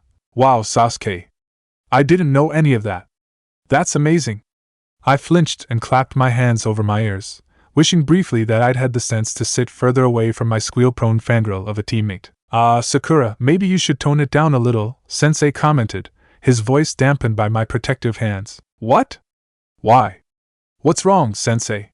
It was a testament to her observation skills, or lack thereof, I growled mentally, that Sakura didn't notice her teammate trying to escape her increasingly strident voice. Sasuke's feet tapped mine under the table as he shifted down the bench away from her. Make that teammates. I think your voice is hurting him, Kakashi-sensei was explaining, and I cringed, waiting for her to sweat me and tell me off, at top volume, for being melodramatic. Instead there was a muffled murmur that I couldn't understand, and impulsively I pried one hand loose to listen, ready to clamp it back down at any second when she started shouting. I was surprised to hear a soft whisper. Does my voice actually hurt? Warily, I nodded, still ready to duck at a second's notice. Not all the time, I amended, after a moment's thought. Just when you get excited, or loud, your voice changes, and that hurts. Sakura let out a squeak, and began to babble frantically. Oh, I'm sorry, really. I didn't know I really hurt you. Oh man, I'm sorry. I'm so sorry. She was getting gradually more and more high-pitched, and I winced. It's Sakura, it's fine, just don't shriek or raise your voice. Just normal talking is fine. My female teammate was near hysterical with apologies to my total bemusement, but Sensei eventually managed to get her to calm down. Tsunami's kid, Inari, I think his name was, suddenly slammed one fist down on the table, understandably getting everyone's attention. I don't know why you're bothering, he snarled, but I'd heard scarier academy students. If you stand up to Gatu, you'll only get yourselves killed. No one survives defying him. I tipped my head curiously at Sasuke, who audibly shrugged, before voicing the idle question, so you don't think we can do it? You think we should just forget the mission and go home? The kid made a noise that was a weird cross between a sneer and a choke that I'd never heard before. Better than ending up dead. I leaned back slightly, already losing interest in the argument, and nearly ruined my dignity by falling off my chair. You're pretty cynical for a kid, Sasuke observed, tapping my shin lightly under the table, and a faint tinge of disdainful amusement translated, nearly as bad as you. I surreptitiously stuck out my tongue at the Uchiha as Sakura commented, yeah, Sasuke-kun's right. Don't you believe in heroes, Inari? Another choking sound, although I recognized at this time how thick can't breathe the kid was struggling with tears. Heroes don't exist. The brat snapped. They're just ordinary people and they die like everybody else, like you will unless you give up. He bolted up the stairs, the seventh one still creaked, and slammed a door. As an awkward, tense silence descended on the room, I heard sandaled feet clapping against the wood upstairs. Tsunami let out a ragged sigh. I'm sorry about Inari, The conversation died even before I silently escaped outside. I'd only get an hour or so before Sasuke dragged me back in, but that would still be an hour of undisturbed training that I sorely needed. A low, growling chuckle echoed. I frowned. Mostly undisturbed. Kakashi-sensei sighed behind me, and I heard the soft squidge, barely audible even through the still-open door, as he started writing again. Why wasn't this in his medical file? If he had been properly tested, this would be in there, and it's definitely serious enough for someone to have noticed. May need further investigation. 1 2 3 CRAK thump. 1 2 3 4 5 CRAK thump. Ow, I grumbled as I rolled with my momentum and stood up. I am getting way too good at that. Dew had soaked eagerly into my jacket from its contact with the grass, and I shrugged it off to heap at the base of a tree. Sneaking out early for some pre-dawn training had been difficult, and was almost guaranteed to land me in trouble, but was depressingly necessary. My chakra control was terrible. It would take me ages to get this, and I'd need to spend every spare moment I had practicing. 1 2 3 4 5 6 7 8 CRAK thud. 1 2 thud. 1 2 3 4 bang thud. Stupid chakra. I lay flat on my back for several seconds, gasping and wondering if I was just doing it wrong. That had happened before. I'd get the wrong idea on how a jutsu was done, and stubbornly forge ahead until someone figured it out, and corrected me, or I got the damn thing to work my way. The bizarre noises Sasuke made when he figured out why it took me so long to learn henge. But I was pretty sure I was on the right track this time. The right track just happened to be a dead end. A faint whisper made me frown and lift my head off the ground. Was that breathing I could hear? I might have passed it off as a random animal, except for the fact that anything with sense had run away from the racket I was making, so it was either something really hungry, which was bad, or human, which might be even worse. Who's there? I said calmly as I stood up and glanced around reflexively, not letting my voice quiver with the thought of who might be out there. Sasuke would only sigh at my dawn training, but I didn't know the rest of my team well enough to guarantee their reactions. The lack of response made my stomach twitch nervously, and I took a couple of deep breaths. Alright then, if you're going to be difficult. The chakra I reached for came much more clearly than usual. I sensed the slow dullness of trees, grassy ripples, and the quick beat of a flitting bird with the sharp clarity of the corners of a page, unlike the usual hazy mess. I don't know why. I was exhausted. This should be downright impossible to manage at all.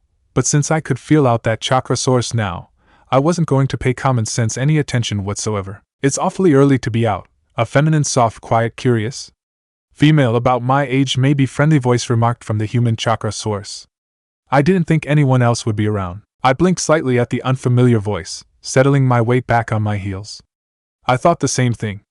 Guess we were both wrong. She laughed softly, a light chuckle, not quite a giggle, as she knelt nearby. Her chakra wasn't hidden, like I had first assumed, just so quiet, almost passive, that until I pinpointed her voice it blended into the background. Or maybe I was just tired. Who knew? Are you a ninja? She asked curiously, her clothing shifting with faint rustles. She was probably looking at the destruction my chakra had been wreaking on the nearby trees. Uh-huh, I said cheerfully, tapping the metal plate of my hitait with one finger. Very faint sound of slipping hair. Her head tipping? Is that why you're awake, with the sun barely up? Yeah. I laughed sheepishly, brushing hair away from my face. I'm pretty much the only one out here this early, 'cause I need the practice.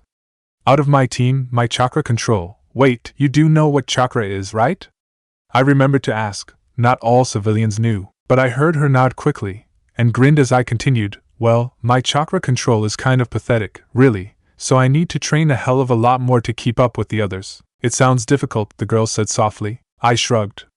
That's life, I responded quietly, glancing away.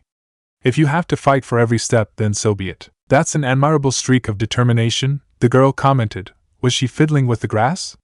I heard her fingers pluck something up, the plant's roots tearing through the damp ground.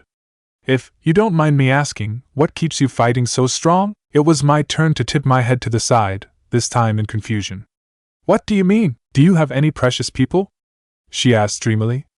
Who do you fight for? I blinked. Precious people? The people who you fight for, she replied. The people who are your reason for fighting, even when it looks like there's no point. Slowly, I frowned. Well, duh, Sasuke and Ida. Wait, not that last one, but definitely Sasuke, and well, I always fought for him before too, right? Does that mean he counts? Nissan would have counted before. I squashed the thought and nodded at the girl, trying to smile but probably failing, the memories she'd inadvertently dredged up making it harder than usual. Yeah. I do, I whispered. Naruto. Hey Naruto, where the hell are you? I couldn't help the grin as I tossed over my shoulder, coming, Sasuke. Before turning back to the girl. It was nice meeting you. Maybe we'll see each other again someday, she giggled again. It was nice meeting you too, Naruto. I wish you luck in your training. It wasn't until I'd caught up to Sasuke and was halfway back to the house for breakfast that I realized I'd forgotten to ask her name. I was terrified. I'd been afraid many times, many more than I could clearly remember, but I had never been so scared as I was right now. A foot brushed past me and I scrambled away from it with a choke-back yelp, cracking my head against a wall I hadn't known was there. I knelt in the center of the shrieking noise with frightened tears coursing down my face, hands clinging to my throbbing head, and as something else rushed past me, I bit back a scream and ran, barely thinking to hope whatever few shreds of luck I had would keep me from running headfirst into a fence. Something grazed my arm and I stumbled, my balance long gone. I was so dizzy, falling to the ground with a thump, feeling cold hard sidewalk under my cheek. I was gasping, every breath like a blast of cold against my throat.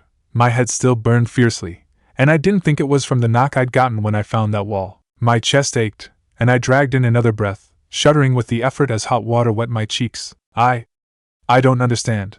Ice-cold pain and red-hot fear. I felt a glimmer of something, gasped, shot to my feet and bolted again, the sharp edge of something catching my arm, but I didn't care. I just ran, tears streaming down my face as my chest twisted painfully. It hurt, and my head hurt, and I was so scared and hurt and confused and I didn't have anywhere to go. Stumbling to a halt, I sank to my knees and curled up in a ball, chill wind whispering over my skin as I huddled miserably with my back to something uncaringly hard and quietly sobbed. Who are you? I jerked back in shock and fear, not knowing someone had come close, so close to where I was huddled against something that felt like a tree. At least, that's what I thought it was. I gulped and did my best to glare at where the voice had come from, but if nothing else, the voice was small and young like mine, so its owner couldn't be very much bigger than me. If he tried to grab me, I'd beat the stuffing out of him. And why are you here? I swallowed reflexively, dashing my sleeve over my eyes. He or she? Didn't sound upset, just curious. Where am I? The Uchiha compound, the other child replied matter-of-factly. The Uchiha compound? Wow, how had I managed that? The other child, at least I hoped it was a child, stayed silent, apparently waiting for an answer. I had never gotten a good response by telling someone my name, so I avoided that question, consciously or not. I have never remembered. I dunno. I was running, and I just ended up here. Maybe it was disinterest, maybe some form of childish intuition, but he didn't ask me what I was running from. He just sat there and stared at me, at least that's what I assumed he was doing. It's what I'd done in his place. I sat still, struggling not to start crying again. I wasn't sure how long we'd been quiet for before my companion said, sounding a little hesitant, "My mom made cookies this morning. D'you want some?" I looked up, startled at being offered food, although my stomach growled hopefully. I hadn't eaten since I bit my lip, hadn't been able to find my way back. I didn't even know how long it had been, I couldn't tell anymore. The sun never rose, the sun never set. It had gotten very cold once since they I swallowed. It was cold at night. Had it been that long? When you stop and think about it, the strongest friendships are formed by food, warmth, peace, and the feeling of a full stomach. You've been hurt. This was someone else. Bigger, stronger. And his voice was different, still sounding young, but so much older, so much more that I drew back warily, wanting to be ready to escape. I'm fine. My voice sounded hollow even to me. How could I do this? What could I do? Should I even do anything? Everything had been turned upside down, the ache in my chest rising in a piercing wave, and I didn't know what I was meant to do anymore. The first child, I was more and more sure it was a young boy, chirped happily, "That's my big brother. He's the best." Meeting the Uchiha brothers, I think, saved my life. Who, me? I'm Sasuke. Nice to meet ya, Naruto. I would never have made it this far without them. Safety. Knowing that someone cared. Tachi and I was probably the main reason no one ever found me out. I mean, a village full of ninja, a blind child. How hard would it be for them to spot it? But they never did. The door slid open abruptly and I jumped, almost falling off Sasuke's mattress, only to be gently pressed down to the floor by a broad hand, guided under the bed by Tachi and I. Eh? Tachi and I, what's? Sh. Be still. A faint creak as he sat on the bed. I flattened myself against the floor without question and went silent. Itachi, I went stiff, frozen with horror. We hadn't known Fugaku was home. Itachi, where, Itachi shifted. The bed creaked as his weight moved a little more overhead of me. Itachi, I had not finished. Sasuke interrupted with a peal of laughter and some violent squirming. Tachi and I was tickling him. Aniki, stop it. Itachi. Fugaku sounded. What was the word? Frustrated. Yes, father. That seemed to be Tachi and I's favorite sentence whenever he had to talk to his dad. Itachi, I meant what I said before, Fugaku said warningly, and Itachi shifted slightly above me in the slight pause. Sasuke is not to play with him. Do you understand me? I comprehend your words, father, I heard Tachi and I say neutrally, and frowned internally. What did that one mean? Tachi and I always used real big words when he talked to his dad. Good. The door slid open again. Mark my words, Itachi, that boy will prove dangerous. And then the door slid shut. I couldn't hear Fugaku's footsteps. I never could, but I assumed he was moving away. I heard Tachi and I murmur to Sasuke, "Oh my. A blind 4-year-old. Whatever shall we do if we meet him in a dark alley?" Sasuke giggled, and I let out a relieved breath of laughter, Itachi chuckling softly along. For a long time, they were the sole reason I kept breathing. Again, I bit my lip, staring intently into the blackness that would never go away, and the sudden chank made a flinch judder through me before I quickly hurled my weapon in the direction of the sound. There was no replying sound, and I scowled, crossing my arms and ducking my head to hide my miserable expression. I was never gonna get this. Again, chank. I didn't move. What was the point? This was stupid. Why'd I ever thought I could do it? I said again, Naruto-kun, chank. I flashed him a bitter scowl and threw, chank. I stiffened with shock, staring blindly at the tree I had just heard the answering sound of kunai meeting wood from. Not one of Itachi's throws, the ones meant to give me a reference, but mine. I'd hit the tree. Whooping, Sasuke nearly bowled me over, and I quickly scrambled away from him. He was gabbling excitedly and almost cheering. He was so happy, and it didn't make much sense to me at all. Sasuke was much better than I was. Even at 6, he was a good marksman. Even Tachi and I said so. Grudgingly. If we bugged him for an hour, he sure didn't have to throw 50 times to hit the target just once. But I felt an insane grin stretching my own face all the same, because I'd done it. Maybe I could do this. After all, Tachi and I wasn't just Sasuke's big brother. He was mine too. Youch. The spoon keeps tipping. You gotta hold it steady. How can I do that if I can't even see it? Tachi and I broke up the impending squabble easily. Naruto, you need to feel the edges of your spoon and hold it horizontally from the ground. That will stop you from spilling the soup. 4-year-old understanding stuttered to a halt. Unwa, a sigh. Warm hands over mine, carefully steering my spoonful of soup towards my mouth. Hold it like that. Keep it level. Oh, doesn't food go in your mouth? Now, Otoro, be nice. Both of them were my best friends, even if the rest of the Uchiha clan hated me. They were always on my side. I think maybe that's why it hurt so much when he turned against us. It's real quiet out here tonight, Sasuke said nervously, his voice just a little tight with anxiety. I was already on edge, the breeze tugging at my clothing and bringing with it a feeling of inescapable uneasiness that brought a sour taste to the back of my mouth.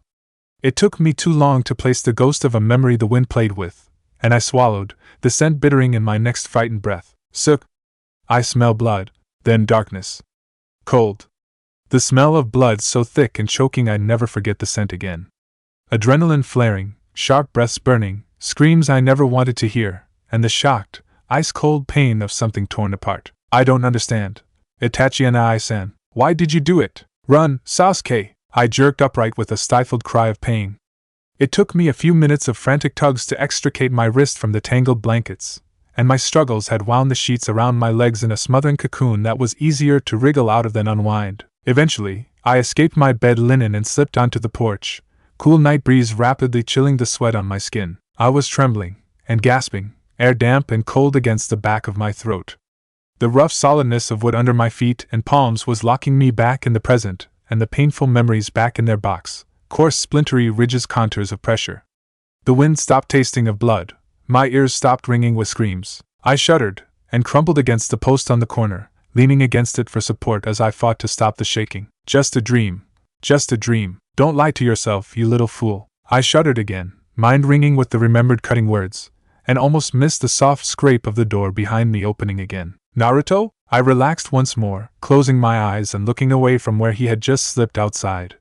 Swallowing past the lump in my throat, I gasped another breath, the pain in my chest slowly loosening, but didn't otherwise respond. Rudo, you okay? I sighed quietly. Just a bad dream. He didn't say anything, but I could sense the question anyway, and glanced back in the direction of the door with a tired half-smile. It's alright, Sook. Just memories that don't seem to want to stay that way. He didn't say anything further, just moved up to stand beside me on the porch, the wind teasing at our hair. I was calmer now, calm enough that I didn't jump when his fingers lightly brushed my exposed forearm, instead readjusting my weight so that I was leaned on his shoulder instead of the corner-wide post. I don't understand. For all he was an Uchiha, Itachi had been part of my family, too, Tachi and I, despite the common sense that told me he'd never be back to the same older brother I'd known. Why did you do it? I missed him. Chapter 8 Through the Fire. As Sasuke? I panted, eyes flickering around the chakra-enclosed space, trying to get my senses to get a grip on my surroundings and feeling freezing air wafting off the chakra that I could only sense as a wall of blurred energy. I can't. It's solid, the sounds bounce, it's all a blur. Just stay close to me, he gasped out, stepping closer, his footsteps echoing against the stone and making my unsteady perception waver uncertainly.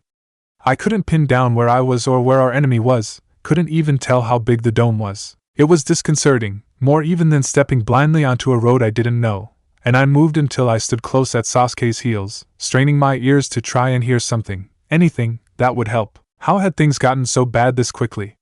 1 minute it was a fairly normal day, albeit weird, thanks to Sensei pulling us from tree climbing to help guard Tazuna, and the next, there was shock-cold mist everywhere, sticky blood slicking the floor, Zabuza at Kakashi-sensei's heels and another random ninja on me and Sasuke's. Just stick close, my friend repeated, his clothing shifting as he moved lower to the ground, me copying him straight away. We're gonna be okay, Naruto, I promise. We'll be okay. Just hang in there. His fingers brushed faintly against each other as he formed hand seals, and his chakra began to flare out. Kakekyu no Jutsu. Heat exploded all around the dome, and I immediately guessed at its size from the range of the fire that I could feel, getting something about 15 to 20 meters across. But I couldn't tell how far up it went, or how thick the outer wall was. There was a hiss of steam, water, boiled off from the splashes on the bridge, and Sasuke gasped slightly. That won't work, said a vaguely feminine voice, kind of familiar actually, but I had more important things to worry about. These mirrors won't melt under that kind of firepower. What? I whispered, frowning as my mind connected everything I had heard. Melt, hiss, water, mirrors, ice. That explains the cold. Mirrors soft ice, Sasuke had tried to melt them, but they were the walls, they were shielded and bolstered with the chakra that was blocking my full senses. They wouldn't melt from just Kakakyu. I cried out as pain suddenly rippled across my front, the force of the blow. No blows many out, fuck that hurt. Sending me flying backwards and landing flat on the ground, Sasuke slamming down next to me a half second later. What the fuck was that? I gasped out, shaking my head violently. I had barely caught that, the tiniest waver of chakra before I was sent flying. Where is he? Sasuke growled, pulling himself to his feet. The real body? Where's he hiding? It's useless to try to keep up with me with your eyes, the voice said, coming from everywhere at once, like a whole lot of clones, all speaking at the same time. But this was too sharp and precise for clones. They were always a little out of beat. What was going on? I won't be caught so easily. What should we do? I asked, standing up slowly and turning my head blindly, trying to get a lock on a chakra source that wavered slightly like it was moving, but was too solid to be. It was honestly like he was coming from everywhere at once. Sasuke swallowed, gasping nervously. Just stay close to me, he ordered. We'll be okay, Naruto, don't worry. I gasped in a breath, the cold searing my mouth and nose and throat and chest, and so loud rasping over my tongue and my heart was thundering, and where was Sasuke? The chakra around me was echoing, shifting a wall of white noise, cold, loud, can't see, can't hear what's going on. Sasuke, where are you? Naruto, move! I heard him shout, and reflexively threw myself to the side. Flashes of chakra and flashes of energy and flashes of hot and cold so deep and harsh and freezing it burned sharper than fire, and pricks of force that exploded in shocking bursts of pain as I crashed heavily to the concrete floor of the bridge. Hot liquid was starting to soak my jacket, but I barely registered it, throwing myself away in response to another of Sasuke's shouts, clinking, deflecting. And then blood rushed through my ears as adrenaline took over and everything smashed together in a frenzy of unfamiliar sound. I heard vague swearing, dropped to the floor, tiny prickles of pain that vanished almost instantly, tried to scramble to my feet, tried to hear, everything echoing and rippling in that chakra signature's annoying insubstantial wavering. I do not want to fight you. That makes two of us, I thought, a little hysterically, finally getting my own feet under me again and backing away from where I thought I'd heard the voice coming from. But with all the echoes it was so hard to tell. I couldn't see, couldn't hear. Sasuke, where are you? I do not wish to kill you, the voice continued, hauntingly familiar, but I shoved it away in favor of dodging the next flurry of attacks, yanking a few of the needles from where they'd landed. Samban, that explained the pricks. It is difficult for me to be a shinobi. I do not want to kill you, and I do not want to be killed by you. Sasuke brushed against my arm and I almost collapsed with relief. Or was that blood loss? And slipped into place a half step behind him as we circled the walls radiating sheer cold. My friend was keeping our opponent busy. I could hear them exchanging words. No weaponry, thank God, though I was too preoccupied to pay attention, while I searched frantically for a gap in the coldness, a weakness or fault that we could escape through. I had just determined that there were no slips in the wall of icy chakra when Saban skittered near my feet, and I sprang away reflexively, spinning to face where they had come from. But just a split second later there was a flicker from behind me and I dropped to the floor, skidding to the side and regaining my feet as rapidly as I could, scrambling away and struggling to keep my bearings. I'd lost Sasuke again, and everything was flashing and flickering with chakra and splashes of ice-cold water. Impressive. Sasuke hissed sharply from just in front of me, and I latched onto the sound, my mind swirling and focusing, and suddenly I could hear again, the world clearing fast. Impressive? My friend snarled. You're beating us around like so much driftwood, and that's supposed to be impressive? Sasuke's temper was beginning to kick in. He was usually quiet, up until you pissed him off. I had discovered this inclination at the tender age of 4 years, 2 months, and have never forgotten it. You are surviving. This in itself is no small feat. Sasuke snarled again, but further, the blonde one, you have done well to come this far, in your condition. I have never before seen a successful ninja who could not see. My heart stopped. Sasuke's warm chakra and body heat moved closer to me in response, while I sucked in a horrified, shocked breath. 8 years, 8 long, difficult years, and no one had ever figured it out, except for this one person. Sasuke and his brother, I told them, but this person, this enemy, figured it out all on his own, and that scared me to hell. It was hard to see at first, our opponent continued, but now, it is clear to me. You move like a child in the dark, only half sure that you're not about to stumble upon a piece of furniture. You rely on senses that my demonic mirror's technique scrambles. You are an amazing person to have survived this far. But now, I fear I cannot allow this to continue. I must protect the person I hold dear. Sasuke's sleeve brushed my arm, the cold ice that had formed along it making my skin prickle. Please don't hold it against me. He is the only reason I fight.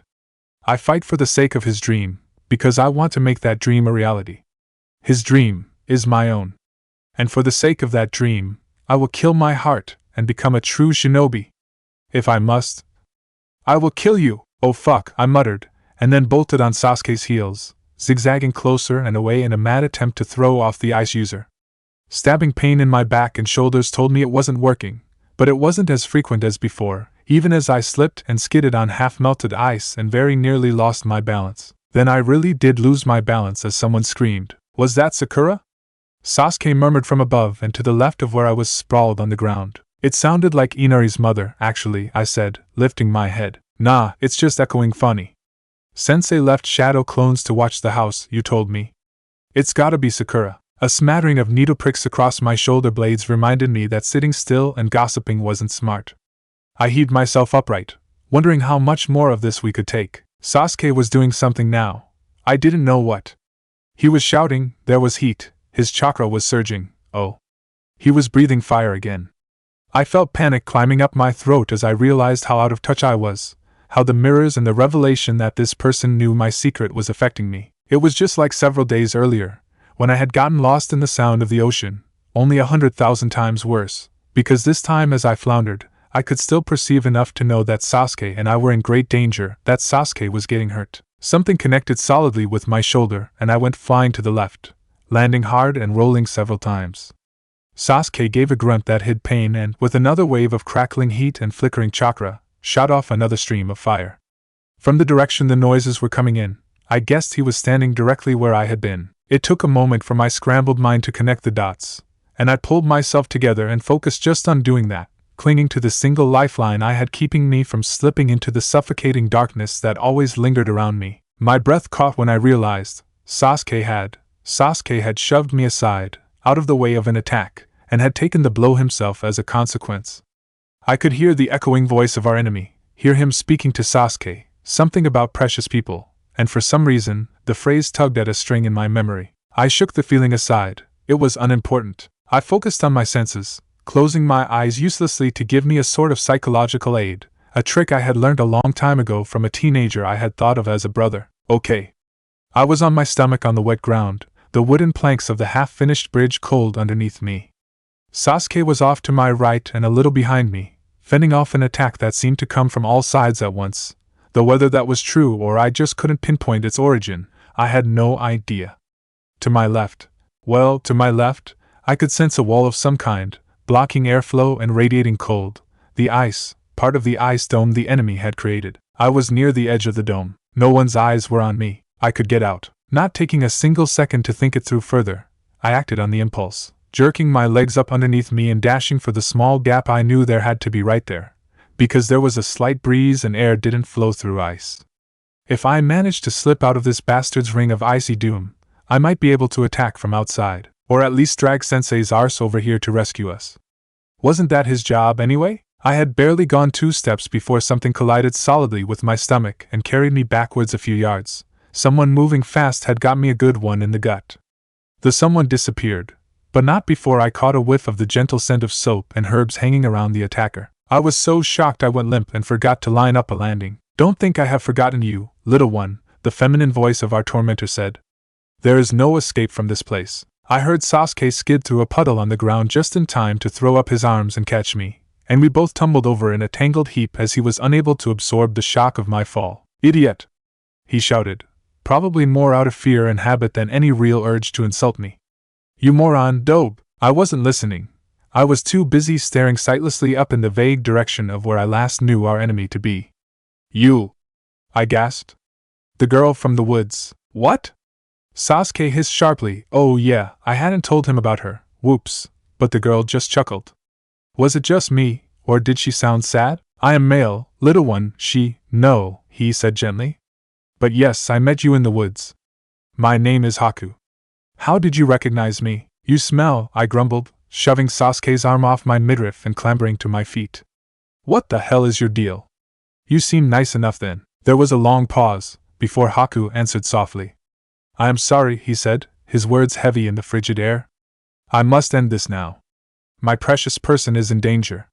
Forgive me." Sasuke gave a wordless shout. I was once again shoved aside. Air whizzed as if something was slicing through it, like a kunai only much smaller, slicker, faster. Several quiet think noises, of something sharp and slim striking flesh with a deadly accuracy. Sasuke's breath exploded from him in a surprised whoosh, leaving his lungs empty, and I strained to hear the gasp in words that would refill them, only to panic when I couldn't. There was a much heavier thump, and my mind pieced together that Sasuke had collapsed, and then my world ended. Where Sasuke had been only a moment ago, there was nothing, just void, void, void. No heart thumping noisily in his chest, no breaths that he had learned to quiet for me when I complained of his breathing keeping me up at nights, no movement I could hear. I could smell blood faintly through the mist, and felt my own heart stop, the darkness swirling around me, fire moving in my gut in response to my waning control. I stumbled a few steps and sank down on my knees with a low moan, for now forgetting that I was in a battle, for now forgetting that I was probably an inch from death myself,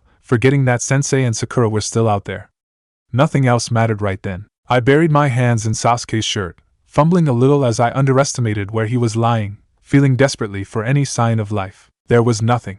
He was gone. With a whimper, I buried my face in his chest, vaguely aware of something thin and long pricking me at various spots. Saban, maybe? Had he been killed by a fucking needle? Haku was speaking. Is this the first time you have lost a comrade in battle? He asked gently. He probably said more, but I didn't hear it. There was a roaring in my ears, drowning him out. The pain in my chest, the knowledge that I'd lost my only link to the world too hard to accept, and I swam backwards, using the darkness as a blanket now to hide under, swathing myself in it. Sasuke hadn't just been my best friend, my brother. He'd been my eyes, my hope, and my crutch. How was I going to keep limping on without him? In the back of my mind, further than I could retreat, I felt an angry presence pushing forward, and I turned into it blindly, fiery energy licking my face and hands, wanting it all, wanting the pain to just stop. The raging fire swirled and danced and spun tightly around me, and the fury of the barely controlled storm shielded the silence. QB. I can't. QB, don't. Let me handle this, little human. Then the feeling of an immense vehement inferno rushed through my very blood as I lost control. I have no idea what happened next. All I knew was a rush of fire. Fire that burned but at the same time felt good. Fire that drained away the anger, that filled me up and like a drug consumed me. It took away the ache in my chest, distracted me from it. When I next became aware, I was sitting on the bridge, the wind whistling around me, tugging at my hair. Not in the ice dome, then. Something was sticking to my skin, something liquid but viscous and tangy with a coppery smell hanging about it. It took me a moment to place the smell, and a wave of nausea flooded me when I realized that it was blood soaking my shirt through and drenching my arms, my chest, even dripping down my face from my hair. As far as I could tell, I was sitting in a pool of the stuff, but I wasn't injured at all, and Sasuke, he hadn't been hurt like this. As I thought the name of my best friend, my gut clenched horribly. Sasuke. Blindly, I began to cast about, trying to find some landmark, some indicator of where I was. I had to find him. I was on the bridge still, I was sure of that. There was no mistaking the sound of the ocean below, the feel of the slick wood beneath me. I stood carefully, testing every limb and muscle for damage before I trusted my weight to it, and looked around, my broken eyes mimicking a scanning glance out of sheer habit. I listened as hard as I could, no echoing whispers, no women screaming, no insults being thrown. I registered the sound of people, possibly a battle, a distance away, still on the bridge, and guessed that Sensei was there. If he was roughly where he had been before my blackout, I was too. Roughly. So all I had to do was find Dobe. I froze. The word was tense, standoffish, with none of the usual warmth and affection attached to it, but there was no mistaking it. As Sasuke? I stuttered, disbelieving. But you're dead. Hakuke killed you. Paralyzed me. Sasuke's voice came again, and this time I used it to begin the process of locating him, turning towards the noise and taking a tentative step forward. He was only a few meters away. Saban can, if used properly, induce a state that mimics death. Remember Dobe? I paused, confused by the venom in his tone. What's wrong? I asked, bewildered. When he next spoke, I could tell from his tone that if I was close enough, if I touched his face I would find a wry twist on his lips. You don't know, do you? He said. You can't remember the last 5-10 minutes, can you? I wanted to deny it. Something in his tone warned me to deny it, but I couldn't lie, not to Sasuke. No, I admitted, taking a step towards my friend. You just went absolutely nuts, Sasuke growled. You were completely out of control. I bit my lip, stepping forwards again. A rustle of clothes indicated that Sasuke had stepped backwards, and hurt flashed through me. It must have shown on my face, because Sasuke sighed heavily and moved forwards again, sandals thumping softly on the wooden walkway. I felt his hand on my shoulder, a tentative, gentle force, and I choked on a sob and reached out to grab hold of him, the gravity of what had happened finally sinking in. For a long moment, Sasuke let me cling to him, even though he was probably disgusted with the blood passing from my body to his. I thought you had learned to avoid these insane moments, he said eventually. I took a shuddering breath and promptly hid in his shoulder. I lost control. I'm sorry, I said. I'm sorry! You were sick, you were dead, and I just fuck sick. Whose blood is this? What did I do? You didn't hurt anyone but the bastard trying to kill us, Sasuke assured me. Kakashi killed the other one, Zabuza. Then a bunch of losers turned up, but one look at you scattered them pretty well. I cringed. Sensei? Sakura? I whispered, very afraid of the answer. I felt the muscles through Sasuke's body twitch as he shrugged. Sensei looked like he noticed something. Sakura was dragging the bridge builder away, probably didn't see or sense anything, he said. Then, something gave, something softened, and he brought one arm up to hug me back roughly. I'm glad you're okay, he said very quietly. Then, louder, you're really back in control now, right? I considered, shoving at the ever-present demon in my mindscape, making sure he was buried as well as I could manage, and nodded. Sasuke grunted. Good, he said. Keep it that way. Dope. The word was what pushed me over the edge. Suddenly, I was back to normal. I drew away from my friend and swept my hand over my eyes quickly, before grinning in his direction. Gone was the caustic sting behind the insult. Returned was the affectionate meaning it usually held. Everything was okay between us. The stupid demon's stupid outing hadn't damaged anything. Team, Kakashi's log. We had our first large-scale fight today. Everyone did very well. Sakura protected the client, like the genin were all supposed to do, and I took on Zabuza. He is dead now. The boys scuffled with Zabuza's protege, a child by the name, according to Naruto, of Haku. Around the kid's age. He is dead too, but I didn't kill him. Neither boy will tell me what happened, but I know that Kyuubi, or at least his chakra, was involved. I could sense it, the moment it appeared. For a moment, I was afraid Kyuubi had been released. When I saw Naruto a few minutes later, I thought the demon had taken control. Naruto's eyes were bright red, and he looked feral, somehow. Animal. He killed Haku. After the fight, he was covered in blood, but seemed to have no notion of how it got there. He complained of being a little nauseous, but otherwise felt fine. He acted normal. Laughing, teasing Sasuke, nothing seemed to have changed. When I questioned him about the fight, he was able to explain in detail the first portion of his battle, until Sasuke was rendered unconscious. After that, he claims to have no memory of how the fight concluded or what happened to his enemy. I do not think he remembers his first kill. Kami, I hope I'm right. Sasuke was a little battered, but the battle was well worth it for him, as he has activated his Sharingan. I'll have to spend some time teaching him how to use it properly when we return home. Sasuke didn't seem to notice anything different or wrong with Naruto during the fight. Sakura was well out of a direct line of sight of Naruto, so she was none the wiser, but I have no way of knowing if Sasuke saw or sensed the demonic chakra or if he was unconscious the entire time. I will have to watch him and make sure he is pulled aside and either fed a part truth or a deflecting story if he shows any signs that he saw Naruto in his state of less than perfect control. Tomorrow we head home. I want to start Sakura on some chakra building exercises. She has good control, but abysmal stores. Kinda the polar opposite to Naruto, actually. I'm frightened for Naruto. If this gets to the council, there is no telling what they could do to Naruto. NB, have to forget to include it in my official report. If the seal is failing, NB, have Jiraiya check the seal over. If Kyuubi were to escape, NB, have Jiraiya check the seal over really, really well. I wonder what Minato-sensei would do.